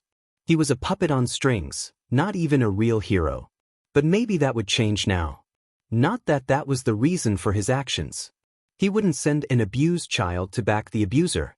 He would fight Endeavor if it came to that, which it hopefully didn't. The winged hero took a deep breath. "Hawks," a voice behind him said. Kigo turned around. Eraserhead was standing behind him. in full hero costume, goggles on. But the teacher wasn't alone. "I didn't know you have a kid Eraserhead," Hawks replied. The teenager looked at him and shook his head. The kid was around Shouto's age and had purple hair. But he and Eraserhead still looked incredibly similar. The kid even had his own capture scarf and something that looked like a breathing mask. Maybe it had something to do with a quirk. "I am not his kid, we are not related," the teenager stated. "Hawks, this is Shinso Hitoshi, not my biological son, got that?" "Now what exactly is the plan?" Aizawa asked. "Not biological? Does that mean you are trying to adopt?" "That's actually a great thing. I think more heroes should try to do that." Hawks was not being completely serious here. But it was fun and he could really use that, because it was actually not that easy to keep his boyfriend. What the F was his and Dabi's relationship in the first place? And a teenager from burning his place to the ground. Never let Dabi cook, he always tried to use his quirk for that and it never worked out. Because a fire quirk is not an adequate way to make food, even Hawks knew that. Dabi's was even worse because these flames were so hot that they cremates everything, except a certain teenager, Hawks' poor chicken. Shouto hadn't done anything but laugh at them. No one in his apartment was able to actually cook, so they should probably start ordering healthier meals. "Just shut up, we met up here to do something, not to chat." "So, I hope you do have a plan," Eraserhead said. "Not really. I know that we need to get into Endeavor's office and we need to disable the security system and the cameras." "I have the layout of the building though," Hawks answered. "Well, at least that's something. Why exactly are we even breaking into a hero agency?" "Couldn't you just ask if you needed something?" the Shinso kid asked. "I didn't tell you because I thought someone would be better at explaining it, but as it turns out that isn't the case. Endeavor might have been, or still is, a child abuser. Todoroki's phone is in there and he had some proof of that on it. That's why we are going to break in, because he wouldn't just hand something like that over even if he doesn't know what is on the phone," Aizawa explained. "That's why you asked me to come with me." "Because of my quirk, in case we get caught by someone," the student stated. "Yes. You can still turn back and go home if you want to. I am not going to force you to come with us. If something goes horribly wrong, you could lose your chance to become a hero forever. I want you to be fully aware of that." Shinso, Eraserhead, sounded like a parent. He seemed like a dad to the kid, and it wasn't like this was the first time he actually saw, a normal parent interacting with their kid normally. It was kind of wholesome. The teen rolled his eyes and crossed his arms in front of his chest. "I know, but we could reveal the number one hero to be an abuser. I am up for that. Wouldn't miss it for anything else. This is going to be great and so much fun. I can make sure that no one knows that we were there." "So, calm down, Aizawa-sensei, I am going to be fine," he said, though the teenager's voice was shaking slightly. He was lying, or at least not telling the whole truth. Hawks had no idea what the kid's quirk was. Maybe he should have watched the UA Sports Festival. But he had been on a mission and it wasn't like he had missed that much. He knew who the winner had been. That was enough, or he had thought so. "Okay, but we try to not make it come to that." "Hawks, could you give me the map, or whatever you have?" Aizawa asked. Hawks pulled his phone out and turned it on. He turned the screen towards them. He had scanned the map in that Shouto had drawn him, if only to make sure that no one recognized the kid's sketching or writing. Eraserhead looked at it for a few seconds before he nodded and grabbed his weapon and seemed to stare at the building that they could very clearly see from here. "Hawks, could you take him with you? We need to do this quickly," the underground hero said. Kigo pointed 2 thumbs upwards and then took a few steps across the roof. Shinso didn't really seem to like that. Well, Tokoyami had been annoyed at first. But flying was great, there was no reason to hate it. Except if you had motion sickness, trying to show Dabi the city from the sky had turned out not to be such a great idea. "I don't need help. I can do this alone, Aizawa-sensei. I am not a little kid." The teen was cut off as hoisted him up from under the elbows and shot up into the sky. Shinso didn't scream, but he rammed his fingernails into Kigo's arms. Eraserhead was already running over the roofs towards Endeavor's hero agency. Hawks flew over the roofs and landed at the side of the building, the only side that didn't have any cameras on it. He let the teen go again and Shinso grabbed onto the mask as he quickly stepped away from the hero. Eraserhead arrived not much later, which was quite surprising because Hawks had nearly flown at top speed. But it hadn't been that much of a distance, so it wasn't like he had been able to actually build up on that. So, are we going to just break one of the windows or what? Shinso asked. We don't need to do that. I have the passcodes for the back door, but there are still the cameras. We need to enable them first, Hawks replied. I am going to do this, but I really hope what you are saying is legit because otherwise you are going to regret a lot of things, Hawks. Aizawa's voice was kind of cold. But the underground hero was kind of right, and in the end, it didn't take that long to get rid of these things. Eraserhead had let himself down from pipes closer to the roof and had just pulled the wires out. He wasn't stupid enough to leave fingerprints though. Hawks had been able to unlock the door and put the codes in to deactivate the cameras and heat sensors on the inside of the building. They just needed to be quick. The building was, well, he had seen a part of it before, but it was bare. There were no personal touches which were normally very usual to have. They were there to represent the hero and what they stood for. Endeavors didn't have any of it. His feet made nearly no sound as he walked through the hallways. Eraserhead a few steps behind him and Shinso following them, even though the teen was mostly just looking around. There were security guards, but luckily, they hadn't encountered any of them yet. Which didn't mean that they should stop looking out. Getting caught just wouldn't help anyone. It also wasn't difficult to find Endeavor's office. It turned out that for that they wouldn't even have needed a map. There were signs pointing towards it in the hallways. Endeavor really was an a-hole. Shinso closed the door of the office behind them. Hawks immediately went to the desk and started opening the drawers under it. Eraserhead began to search through the cupboards. Shinso stayed by the door. Here is nothing, Aizawa said a few minutes later. Hawks knew that it needed to be here. Endeavor wouldn't hide it anywhere else. There would be a way higher risk of someone finding it, or rather finding something on it. He reached into one of the drawers again and found something. It wasn't laying in there, it had been taped onto the inner top of the drawer. Kigo ripped it out. It was a plastic bag with a phone in it, a slightly bloody phone. This was definitely Shouto's. Hawks tried to turn it on, the screen lit up and well, someone seemed to be a fan of All Might. He didn't have the teen's fingerprint and he didn't know the password, so unlocking it would be impossible. He would just give it to Shouto. There was also such a thing as privacy, and it surely still mattered because the kid was still alive and Dabi was Touya, but that wasn't anything Eraserhead needed to know yet. Found it, Hawks cheered. Eraserhead seemed to sigh in relief, but Shinso just jumped away from the door. The teen looked like he had hard something and it didn't look like he was happy about it.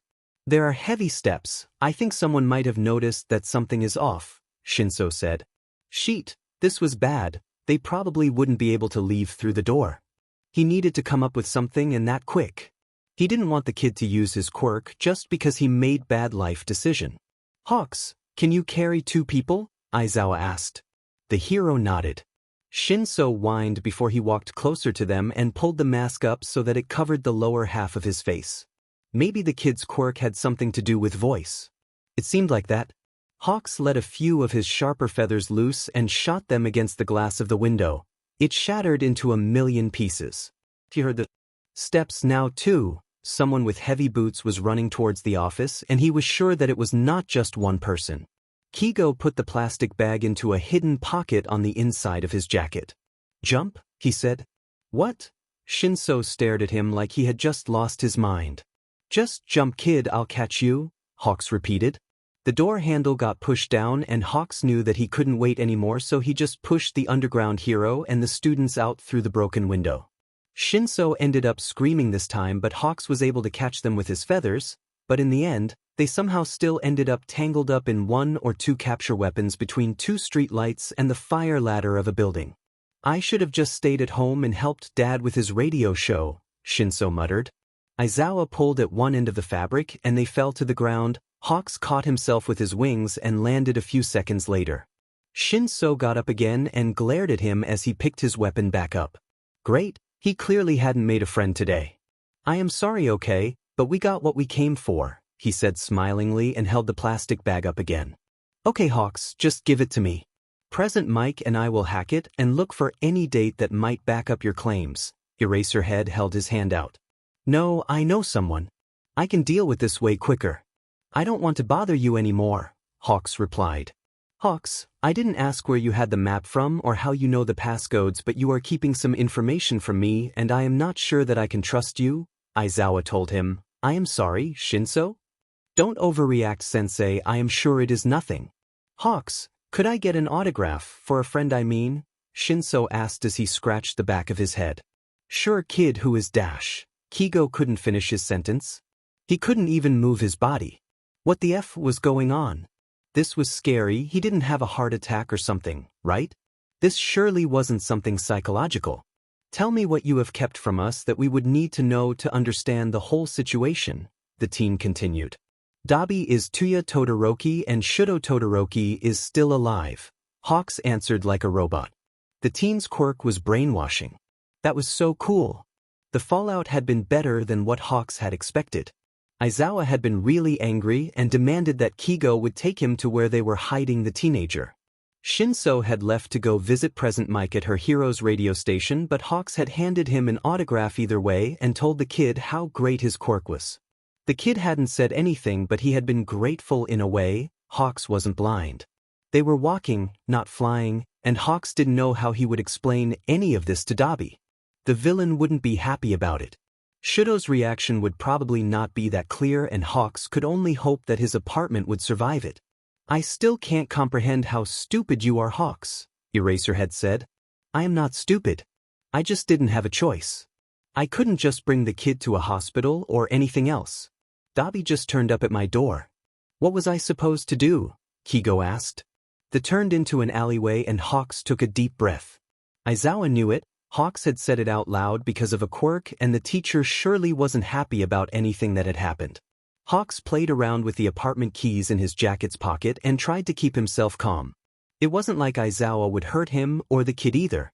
I don't know.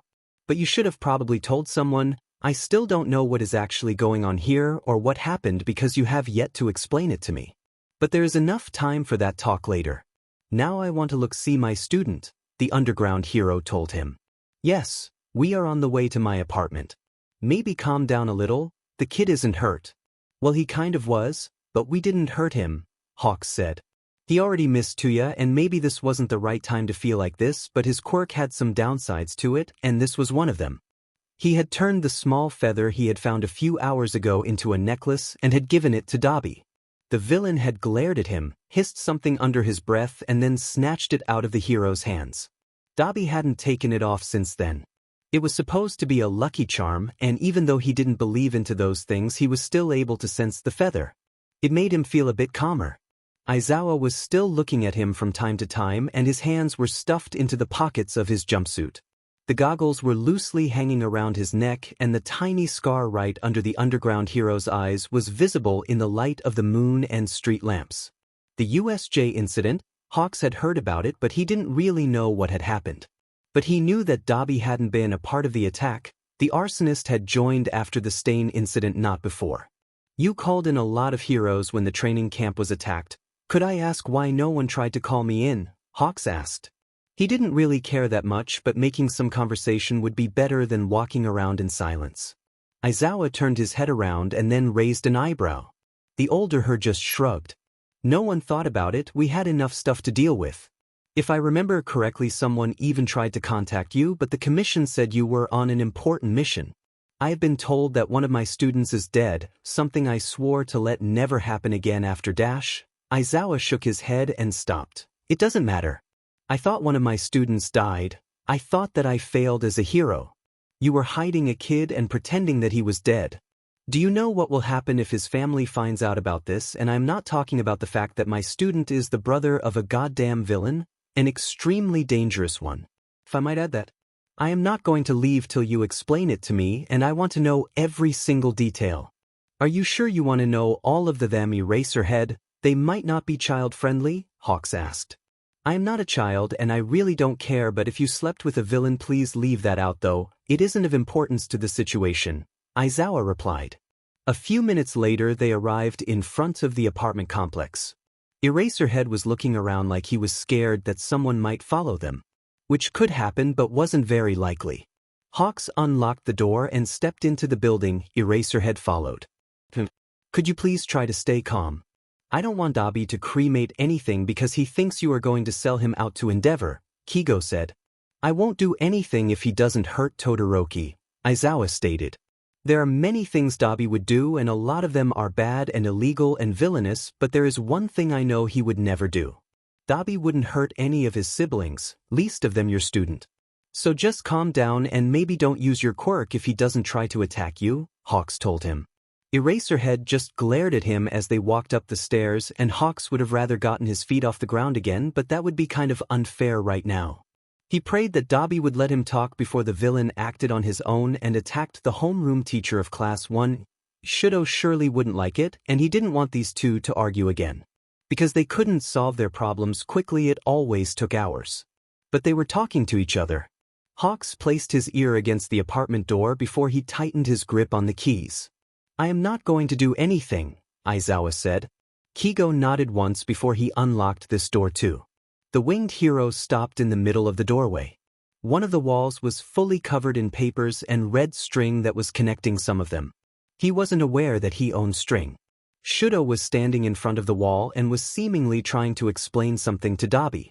Dabi, on the other hand, was slumped over the couch with an arm covering his eyes, and he definitely seemed to be done with the situation altogether. Hey, I am back, Kigo announced cheerfully. Dabi lifted his arm up and turned towards the hero before the villain jumped up and pushed the teenager behind him. Yes, Eraserhead was still standing behind him. Shouto's face had the same expression as always. The teenager was still holding a pencil and blinked a few times. Dabi seemed to be fuming and there were blue sparks forming in his hands before they just disappeared. Eraserhead pushed Hawks out of the way and stepped into the apartment. The teacher put his goggles on but still continued to stare at Dabi, erasing the villain's quirk. You are FNG traitor Hawks, Dabi hissed. Hot stuff, please listen to me, okay? This isn't how you think. Can everyone just calm down and not try to murder each other? Kigo asked. He got no answer and the teacher and villain were still glaring at each other and both of them seemed to ready to attack. Dabi looked around and Kigo really didn't like the glint that appeared in his childhood friend's eyes. He was planning something and Kigo knew that glint. It was the same that always had appeared in Touya's eyes and before they had done something that had gotten them into trouble. Like that one time when they had climbed onto the roof and Touya had nearly fallen off and nearly had died. Or that one time he had flown them to the top of a bridge and Touya had nearly died again. There had actually been a lot of times where Touya had nearly died. Maybe not all of the incidents of him nearly falling to his death had been accidental. That's my teacher, so would you mind not murdering him? That would be nice, Shouto said. Kigo was pretty sure that Eraserhead had blinked once by now, but he hadn't seen it, so he wasn't sure. He didn't know how to de-escalate the situation. Dabi thought he was a traitor, which wasn't true in this case. He was still kind of working for the Hero Commission, but the Eraserhead situation had nothing to do with this. Touya, he probably already knows. Could you just calm down and not threaten to set someone on fire? The teenager said. Shouto was still standing behind the villain and Hawks wasn't even going to let his eyes wander towards the paper-covered wall because he had no idea what the teen had written of them. He didn't want to know. Shouto's theories were something, but listening to him explaining them took hours and simply made him tired. Dabi, he didn't really betray you. Shinso used his quirk on him. I just want to talk to my student, Aizawa said calmly. Dabi didn't even budge. It was kind of cute that he was trying to protect his youngest brother, but at the same time Hawks didn't want the whole situation to escalate. Which looked like it was going to happen soon, since the villain's feet figuratively frozen to the floor. He was still glaring at the underground hero and giving Kigo the cold shoulder. There was something very wrong and he had a bad feeling about this. He looked around the room, if just to calm him down a little, and noticed that one of the knives was missing. How is Shinso doing, if I am allowed to ask? Shouto questioned.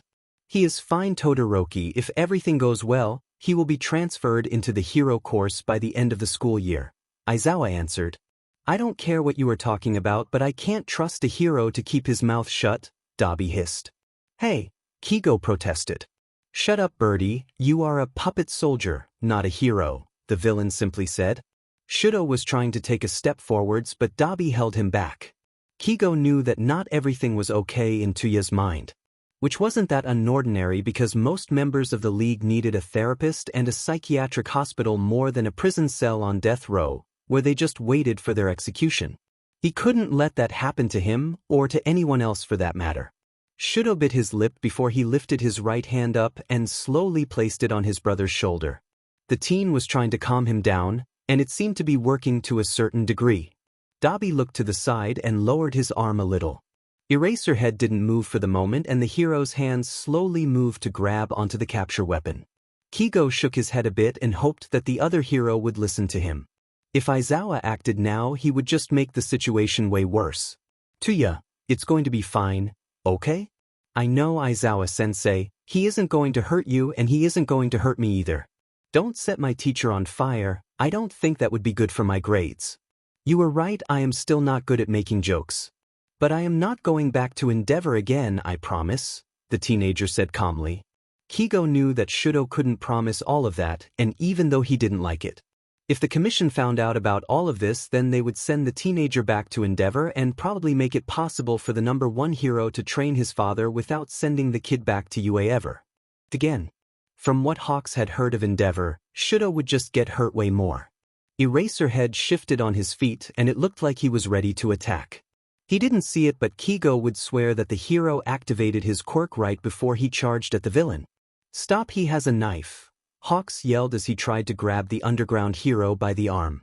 He wasn't really scared about Aizawa's safety, the teacher would be able to dodge a knife with his hands tied behind his back. But Dabi didn't go after Eraserhead. The villain muttered something incomprehensible under his breath before grabbing Shouto's shoulder and pulling the teenager in front of him and pressing the knife against the kid's throat. Aizawa stopped in his tracks but kept his face turned towards the villain. Hey, Touya, what are you doing? Kigo asked. He was holding his hands up and slowly took one step forwards. This was exactly what he had tried to prevent from happening, and he needed to keep the kid from getting hurt. That was his priority. You have no right to call me that, Hawks. Dabi spat the name out like it was poisonous. Eraserhead pushed Hawks a few steps backwards as he took them himself. Aizawa was glaring at him and there was a frown forming on the teacher's face. So much about he would never hurt his brother, the hero hissed at him. I don't know, okay? Just treat this like a normal hostage situation for now. I try to get through to him, Hawks whispered back. Shouto was standing incredibly still. The kid probably wasn't even breathing right now. Dabi, what if you just let the kid go and we talk about this normally? Kigo said. For now, he didn't get an answer. The villain just stared at him and took a step back. He was still pressing a knife against his brother's throat, and right now Kigo wasn't sure how much of this was just an empty threat and how much wasn't. Dabi was Touya, but more often he wasn't, and Dabi was someone that still cared about his brother, but he didn't know how far the man would go. He looked at Hawks for a moment before he tightened his grip around the kid's shoulder. Dabi was looking at Hawks right now, cerulean eyes staring into his golden ones. They had the exact same shade as the flames, and he didn't know why he hadn't noticed it before. Eraserhead seemed to still be keeping the villain from using his quirk, or maybe Dabi didn't want to use it at the moment. This could end badly, very badly. Touya? Shouto asked, and this time his voice was barely above a whisper. Dabi blinked once before he looked down slowly and dropped the knife like it was burning him. The villain's legs seemed to give in and he pulled the teenager with him to the floor. Aizawa pulled his goggles off and stared. Dabi was kneeling on the floor, hugging a still pretty freaked out teenager, and looked like he wanted to cry but wasn't able to. Shouto was still shaking, Hawks could see that clearly, but he didn't dare to take a step closer. He wasn't sure what Dabi would do. No one was, and honestly no one wanted to accidentally make the situation any worse than it actually already was. Right now, the villain wasn't doing anything but holding onto the kid and hugging him, so this should be fine. Dabi was mumbling something that sounded a lot like sorry over and over again. Eraserhead looked like he was uncertain on how to deal with the situation. The teenager was barely moving, probably barely breathing. But there wasn't much he could do. Hawks knew what had happened and he knew that it had been his fault, but that was no excuse for Dabi to act like that and take a teenager hostage, even if it had just been for a few minutes. The villain was still mumbling things under his breath. He was hugging the teenager and glaring at both of the heroes like they were the plague personified. Kigo didn't know if he could use his quirk, but he preferred that, at least for the moment. They could only see the back of Shuto's head, and he really tried to evade Dabi's eyes. Just because of what the man was capable of, what he had done. Dabi wasn't an innocent kid anymore. It was a long time since he had been. His childhood friend had turned into a murderer, probably a monster, that was only focused on killing the #1 hero. The man still cared about his siblings, or at least his youngest brother, but there was no telling how far he would go to protect him. He didn't know how many pieces Touya's mind had needed to lay there in scrambles for Dabi to even exist in the first place. Hawks knew that he shouldn't be thinking of them as different people because they weren't, but he wasn't able to accept that Touya could have turned into this. Kigo should probably be helping, but he didn't know how. "Hawks, would you be so kind and explain to me what just happened?" Eraserhead asked. "Nope, I know as much as you do. Maybe we should leave them alone for a bit." "I don't know. Don't want to make this any worse," Kigo replied. "Neither of you is going to leave. You'll just call someone and I won't let you take him back to Endeavor. Not even over my cold dead body." Dabi pressed out between his teeth. The villain was running his fingers through his brother's hair and still managed to look extremely threatening. That was an achievement. Hawks could make a joke about mother hens, but that really wouldn't be good for the very existence of his wings. He wouldn't put all of his faith into Eraserhead. Kigo was smarter than that. "No one is going to take your brother away from you. Now I would really like someone to actually explain the whole thing to me." "That would be nice," Aizawa said. "You can't promise me anything, hero. I am completely aware of that, but I can still try to cremate you," Dabi hissed. "How can I even be sure that you don't just want to gain his trust to kill him or do God knows what? You are a villain and no one has given me a reason to distrust Endeavor yet." Eraserhead put more emphasis on the yet. Hawks hadn't talked about the whole Enji Todoroki is a child abuser and very likely way worse than that. But the streets hadn't really been a place to talk about that kind of thing. No one could fault Hawks for that. Dabi should also probably buy new hair dye soon, but there were more important things to deal with. Like keeping Dabi and Eraserhead from trying to tear each other's throats out. Touya was still glaring daggers at Eraserhead, and Kigo knew that it also kind of wasn't his place to explain any of this. "Do I also need to remind you that till now you really didn't seem to care about your brother at all? Why now out of all times? Or are you just using him to get closer to Endeavor?" Aizawa asked. Hawks prayed that the man would just shut up after this because quirk or no quirk, he didn't want to deal with an enraged Touya, which for the record was worse than an enraged Dabi. Kigo knew that first-handedly. Shuto slightly turned his head to the left side to look at them, but Dabi carefully turned it back so that the kid didn't make eye contact with either of the heroes. "It's fine, you don't need to be scared, just stay calm. You are good at that, brat, I know you are good at that," Dabi said to the teenager, and this time it was actually audible. Eraserhead and Hawks exchanged a look. This situation wasn't getting worse, but on the other hand it also wasn't getting better. Kigo still didn't know to what degree he could actually trust the villain. Shuto began to hug the man back, and Dabi just tightened his hold a little. Older siblings were usually a tad bit protective, but if he remembered it correctly, then Touya had kind of blown that out of proportion. One wrong word about his brothers or sister and you would be pinned against the wall with a flaming fist dangerously close to your head. "There are many things I would do, but hurting my brother isn't one of them," Dabi simply said. "I don't think I can believe that. Do I need to remind you of what happened at the training camp? You set the whole forest on fire. You could have very well murdered the person you supposedly care for," Aizawa shot back. Kigo shook his head. Now he could only hope that no one ended up dead. He knew the basics of the time the League of Villains kidnapped an UA student, but he really didn't know what exactly had happened. Dabi hadn't been sharing information, not even while they had shared a bed, not that it had been the only thing they had done. Eraserhead took his job as a teacher incredible serious, which wasn't a bad thing per se, but if the man thought Dabi was going to hurt Shuto, then he wouldn't hold back, and Hawks knew that every single hero was capable of murder and most of them ended up killing at least one villain in their life. Dabi had looked at the hero like he was the dirt of the villain's shoe. This wouldn't end well, and Kigo knew that, but he still prayed to, well, no one in particular, but he could still hope because even though it was quite small, he really liked this apartment. Shuto was still mostly as still as a statue, but he seemed to not be in something akin to shock anymore. Hawks really couldn't complain about that. Dabi was still combing his fingers through dual-colored hair and the teen seemed to relax a bit more, or maybe Kigo was just imagining the last part. He just needed to get these two to actually talk to each other, which wasn't going to be easy. No one of importance even knew that the kid was still alive. Maybe Hawks could blackmail someone, but he would rather not do that for obvious reasons. Hawks reached out mentally and he felt the feather that was still attached to the necklace the villain was wearing. Dabi hadn't taken it off, not that he really would have had the time to do so after he had learned of what he probably still thought to be Kigo's betrayal. But knowing it was still there made him feel a bit better, safer.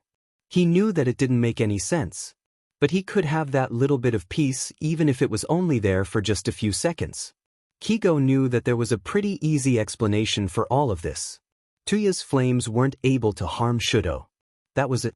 But it wasn't Kigo's place to say that. The whole thing was personal and because of that he would keep his mouth shut. If nothing had gone wrong, he would be sitting here eating some food with the brothers and planning on how to exactly get the pictures and a note to the media. He was sure that the reporters would jump on it like lions on a piece of fresh meat. They loved getting dirt on heroes, even if some of these stories were very likely fake. But most of them weren't, and that was the point. Endeavor would have been exposed one way or another. But none of this had happened because Eraserhead and another UA student knew the truth now. They could still stick to their original plan, but there would need to be some minor changes. Because of the whole Eraserhead new thing. "You are wrong, Sensei, he didn't want to hurt me," the teenager said. He still wasn't looking at them. Shuto's voice was shacking and he seemed to be grabbing onto Dabi's shirt, which his brother didn't seem to mind because a certain someone had turned this into a hostage situation, only for a few minutes, but it had certainly been one. "Todoroki, I'm sure that you aren't knowingly giving me wrong information, but he set a whole forest on fire. He could have reduced you to a piece of ashes and you can't ignore that. Even if he is your brother," Aizawa told him. "No, you don't understand. He couldn't hurt me like that, it's literally not possible. You need to believe me, I wouldn't lie about any of that. Touya wouldn't hurt me." It sounded like the kid wasn't that sure about the last sentence. Which wasn't that surprising after what had just happened. But Shouto still trusted Dabi, even though the man had literally taken him as a hostage.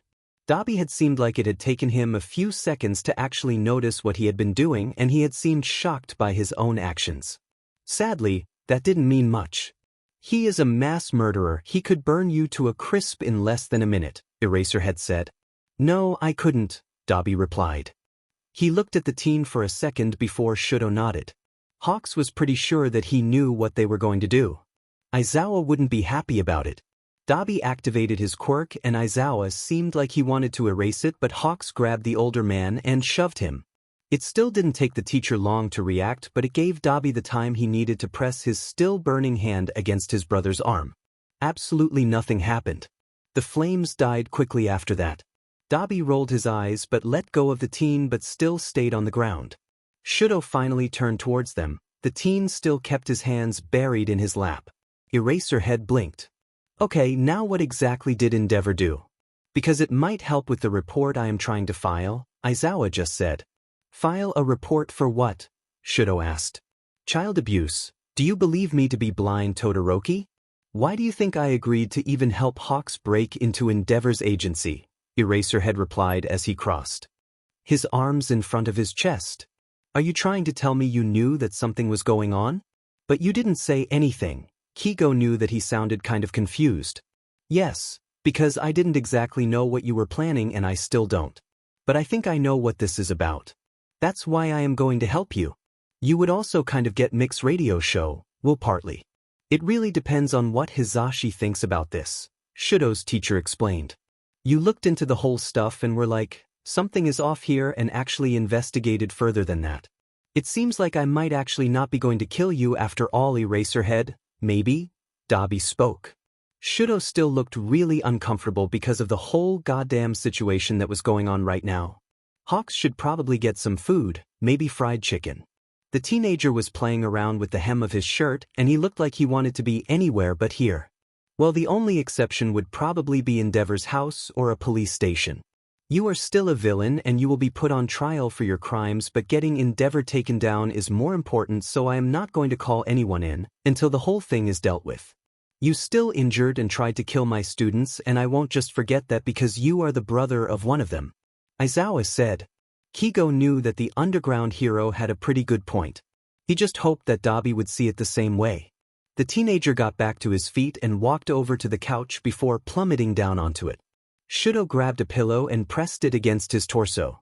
Leaving the kid alone might be helpful, but if the teen had wanted that, he would have probably left the room. Though he wasn't sure if the teen would actually do that, even if it was what he needed and wanted to do. Endeavor was probably pretty good at making his kids believe that what he did was right and made them act like things that he could just control whenever they wanted. It didn't seem to have worked that well with Shouto, but the teen may have still been influenced by it. Dabi wasn't sitting on the floor anymore, and the villain was handing the teenager his jacket again. Shouto actually took it and wrapped it around his shoulders like a blanket before he lay down again.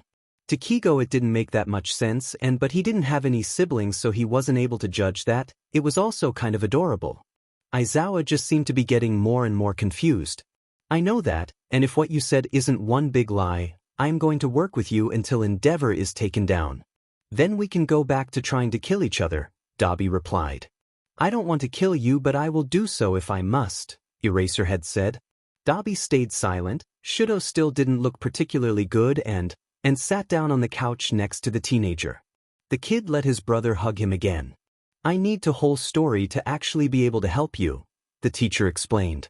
Hawks turned around on his heel as he made his way towards the kitchen. Maybe he could cook for once. He had bought some supplies 2 days ago.